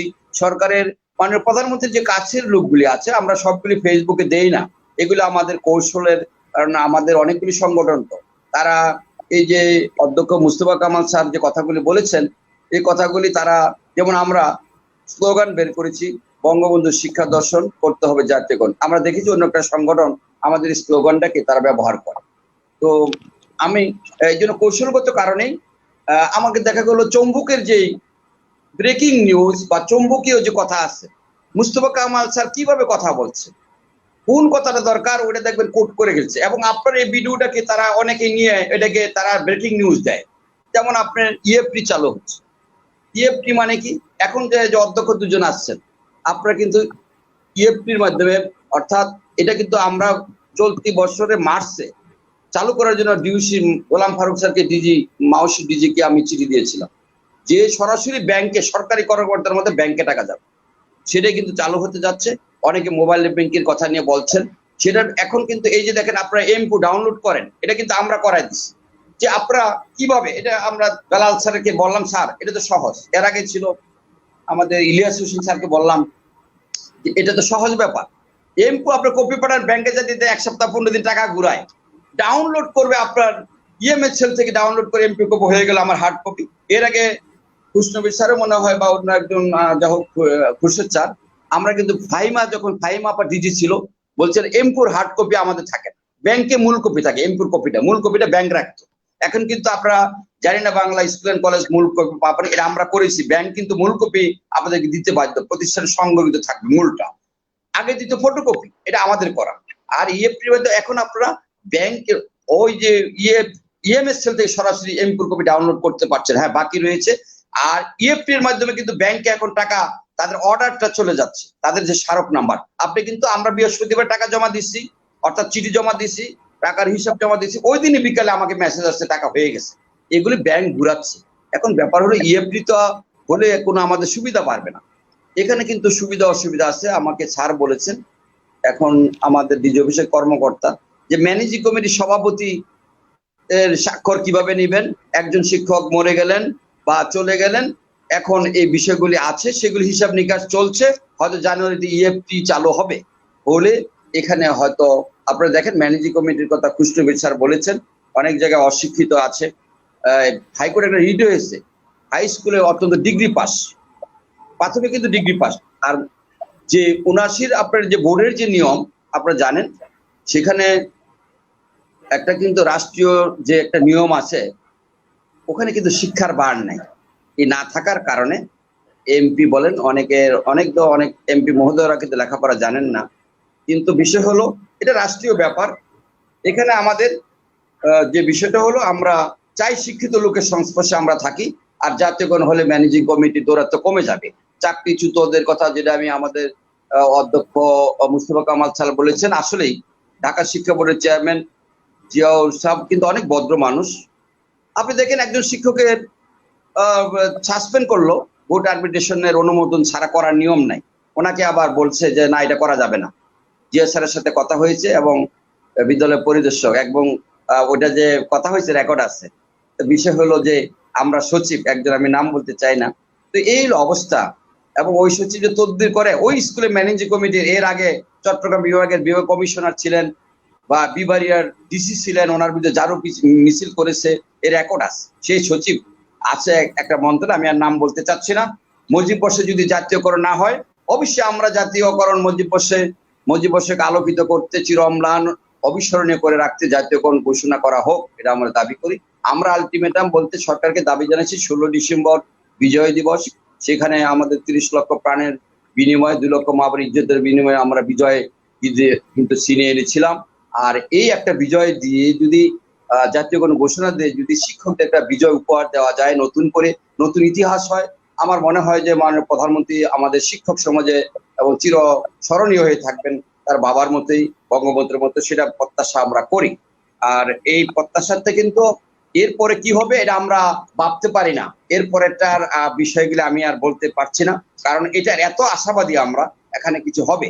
আর মাননীয় প্রধানমন্ত্রীর প্রতি বিশ্বাস আমাদের রাখতে হবে, কারণ বিশ্বাস এবং আশা নিয়ে, কারণ মাননীয় প্রধানমন্ত্রী স্বপ্ন দেখে এবং আমরা স্বপ্ন দেখতে ভালোবাসি, ওনার দ্বারা এই স্বপ্ন বাস্তবায়ন হবে এবং আমাদের আশা পূর্ণ হবে, সেই প্রত্যাশাই করি। এখানে আমাদের একটি কথা কিন্তু কিন্তু বলেছেন যে এখানে কিন্তু একটি খুশনবী কথা 2010 সালে মাননীয় প্রধানমন্ত্রীর হাতে কিন্তু 1600 প্রতিষ্ঠান এমপিওভুক্ত হয়েছিল, আর 2020 সালে এসে 2730টা প্রতিষ্ঠান এমপিওভুক্ত হয়েছে। এখানে আমার মনে হয় এই সরকার আমাদের কম দেয় নেই, কিন্তু অপ্রাপ্তিটা শুধু রয়েছে যে আমাদের ভুল বোঝাটা যেটা, যে প্রতিষ্ঠান আয় ফেরত নিয়ে যেখানে 1টি টাকা লাগবে না সরকারের, সেখানে জাতীয়করণ না করে অনেকে সুবিধা নিচ্ছে। কিভাবে নিচ্ছে এটা তো আপনারা জানেন, যে কেউ কেউ তার নিজের চেয়ার চলে যাবে, কেউ অবসরপ্রাপ্ত নেতারা তাদের নেতৃত্ব দিতে পারবে না। এবং আপনি এই যে আমরা অনলাইন পোর্টাল বা দৈনিক এই যে আমাদের কথা বলছি, এটারও প্রয়োজন ছিল না, কারণ সরকারি শিক্ষকরা কিন্তু এরকম সারাদিন এই পরিশ্রম করে না। সে কারণে অনেকেই বিভিন্ন ভাবে এই জাতীয়করণ না হওয়া নিয়ে ব্যবসা করে, সেখানে বন্ধ করতে হলে আমাদের ঐক্যবদ্ধ হতে হবে।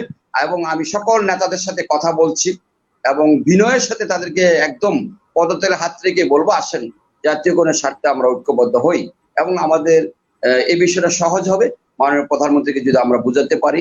আর আপনারা যেখানে অধ্যক্ষ প্রিন্সিপাল আছেন ভালো থাকবেন, এবং করোনার সময় যেন আমরা আগামী দিনে ভালো থাকতে পারি এবং করোনা মুক্ত হয়ে শিক্ষা প্রতিষ্ঠানে আমাদের প্রাণপ্রিয় ছাত্রদের সাথে আবারও আমাদের এইভাবে পাঠদান করতে পারি। এবং আমরা সবাই দোয়া করি বঙ্গবন্ধুর স্বপ্নের সোনার বাংলাদেশ, সুজলা সুফলা যেন গড়ে ওঠে এই বাংলাদেশ, আমরা সেই স্বপ্ন দেখি। সবাইকে ভালোবাসা থাকলো।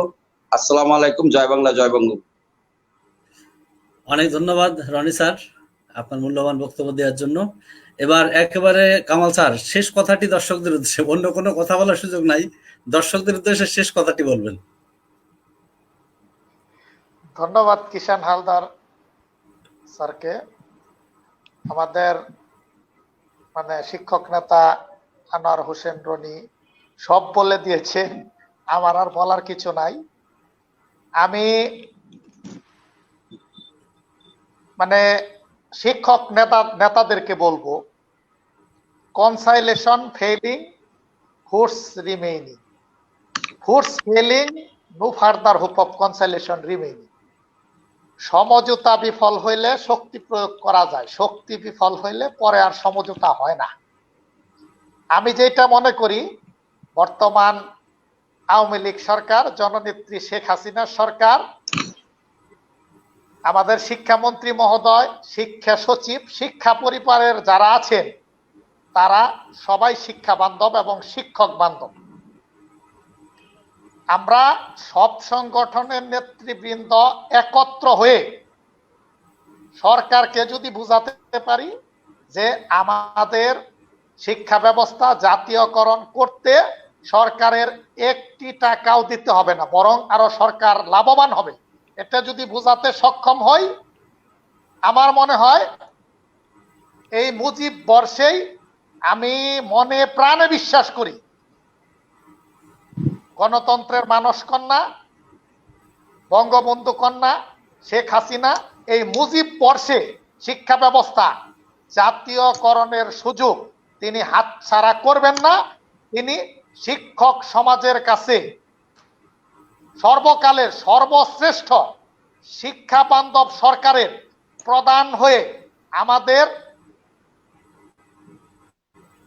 মনের গহীনে চিরস্মরণীয় হয়ে থাকবেন, এই আশাবাদ ব্যক্ত করে আজকের অনুষ্ঠানের আমন্ত্রিত অতিথি, সঞ্চালক এবং দর্শকদেরকে, এবং আজকে যেই সমস্ত শিক্ষক সমাজ যারা আজকের অনলাইন টক শো শুনছেন, তাদের সবার দীর্ঘায়ু ও সুস্বাস্থ্য কামনা করে আমি আমার বক্তব্য শেষ করছি।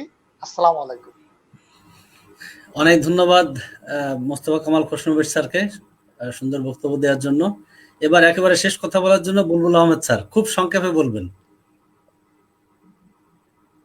ধন্যবাদ। আমাদের রনিত স্যার বললেন যে 16 ডিসেম্বর একটি ঘোষণা, আর কামাল স্যার বললেন সমঝোতা সংগ্রামের সমীকরণ। এই দুটো কথার সূত্র ধরে আমি বলছি যে আজকে নভেম্বরের 8 তারিখ 1971 সালে, 1971 সালে নভেম্বরের 8 তারিখ, তখন কি আমরা ভাবতে পেরেছিলাম 16 ডিসেম্বর এদেশ স্বাধীনতার ঘোষণা আসবে? এমনও তো হতে পারে আজকে আমরা এটা প্রত্যাশা করছি 16 ডিসেম্বর হয়তো মাননীয় প্রধানমন্ত্রী ঠিক 71-এর মতো একটি ঘোষণা দিবেন যে বাংলাদেশের শিক্ষা ব্যবস্থা জাতীয়করণ করা হলো। এই আশাবাদ ব্যক্ত করে আজকের মতো বিদায় নিচ্ছি। আল্লাহ হাফেজ। ধন্যবাদ সবাইকে। স্যার অনেক ধন্যবাদ। ধন্যবাদ, দোয়া করবেন। অনেক ধন্যবাদ। আজকে আপনারা ধন্যবাদ, আপনার চ্যানেলকে ধন্যবাদ। হ্যাঁ, অনেক ধন্যবাদ রনি স্যার এবং মোস্তফা কামাল খোসনবীর স্যার এবং বুলবুল আহমেদ স্যার, আপনারা শত ব্যস্ততার মধ্যে আমাদেরকে সময় দিয়েছেন, মূল্যবান বক্তব্য রেখেছেন। আসলে আজকে প্রচুর দর্শক আমাদের সাথে ছিল সারা বাংলাদেশ থেকে। আপনাদের অনুষ্ঠানটি আমাদের যতটুকু আমরা দেখেছি যে 50,000 আমাদের ফলোয়ার ছিল, তারা সবাই অনুষ্ঠান দেখেছেন। আর এখানে একটা বিষয় কিন্তু রয়ে গেছে, খুশরবি কামাল স্যার কিন্তু জবাব দেয় না। এটা কিন্তু দর্শকরা আমাদেরকে বলবে যে এমপিরা জাতীয়করণ চায় না, এই কথাটা কিন্তু মিথ্যে। আমি এটা বলে দেই, এটা হয়তো উনি ভুলে গেছেন। আমি ঢাকা 14 আসনের মিরপুর সিদ্ধান্ত হাই স্কুল এন্ড কলেজের প্রিন্সিপাল। আমার কলেজ শাখা বন্ধ, আগামীতে আবার চালু হচ্ছে। তো বিষয় হলো যে আমার এমপি মহোদয়, আস্থামূলক এমপি, যখন আমাদের ফান্ড ছিল না, 14 শিক্ষা পরিবার আছে, 17 লক্ষ টাকা ঈদের আগে দিয়েছেন। এবং অবশ্যই এমপিরা জাতীয়করণ হলে এই তাদের এলাকায় যে প্রতিষ্ঠানগুলি থাকবে তারা উপদেষ্টা হিসেবে থাকবেন, নেতৃত্ব তাদেরই, এই নেতৃত্ব তাদের, এটা কোনোদিন শেষ হবে না। কাজেই এমপি মহোদয়দেরকে ভুল না বোঝার জন্য অনুরোধ করছি। অবশ্যই আমরা বুঝাতে না পারলে সেই ব্যর্থতা কিন্তু আমাদেরই। ধন্যবাদ স্যার।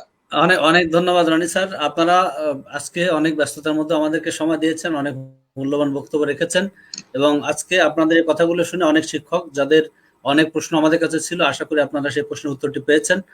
বুলবুল আহমেদ স্যার অনেক সুন্দর কথা বলেছেন গুছিয়ে, এবং মোস্তফা কামাল খোসনবীর স্যারও সুন্দরভাবে আপনাদের প্রশ্ন উত্তর দিয়েছেন। আর রনি স্যারের কথা কি বলবো, উনি একজন শিক্ষক নেতা হিসাবে উনি খুব জনপ্রিয় নেতা এই মুহূর্তে, এবং সারা বাংলাদেশ সংগঠন কাজ করছে। এবং আপনারা দেখেছেন যে কি পরিমাণ কমেন্টস আমাদের এসছে। আর সময়ের অভাবে আমি যাদের কমেন্টস পড়তে পারলাম না, আপনারা কিছু মনে করবেন না, আমি খুবই দুঃখিত এবং আমরা দুঃখ প্রকাশ করছি। আপনারা আমাদের এইভাবে সাথে থাকবেন এবং আমাদের কমেন্টস গুলো করে আমাদেরকে আগামীতে পথ চলার আনন্দ দিবেন এবং সুযোগ করে দেবেন আশা করি। আর আপনাদের সুস্থতা কামনা করছি তিনজন স্যারকে, আপনারা ভালো থাকবেন, সুস্থ থাকবেন এবং এইভাবে দেশের জন্য কাজ করে যাবেন। অনেক ধন্যবাদ আপনাদের। আমরা এখন দর্শকদের কাছ থেকে একটু বিদায় নেব। যদি দর্শকবৃন্দ এত সময় আমাদের কাছে থেকে, আমাদের সাথে থেকে আপনারা আমাদের অনুষ্ঠান শুনেছেন এবং আমাদেরকে উৎসাহিত করেছেন, এর জন্য গ্রিন বাংলা চ্যানেলের পক্ষ থেকে অনেক অভিনন্দন, শুভেচ্ছা এবং কৃতজ্ঞতা রইল। আগামী অনুষ্ঠান দেখার আমন্ত্রণ জানিয়ে আপনাদের সুস্বাস্থ্য দীর্ঘায়ু কামনা করে আজকের অনুষ্ঠান এখানে শেষ করছি। শুভরাত্রি।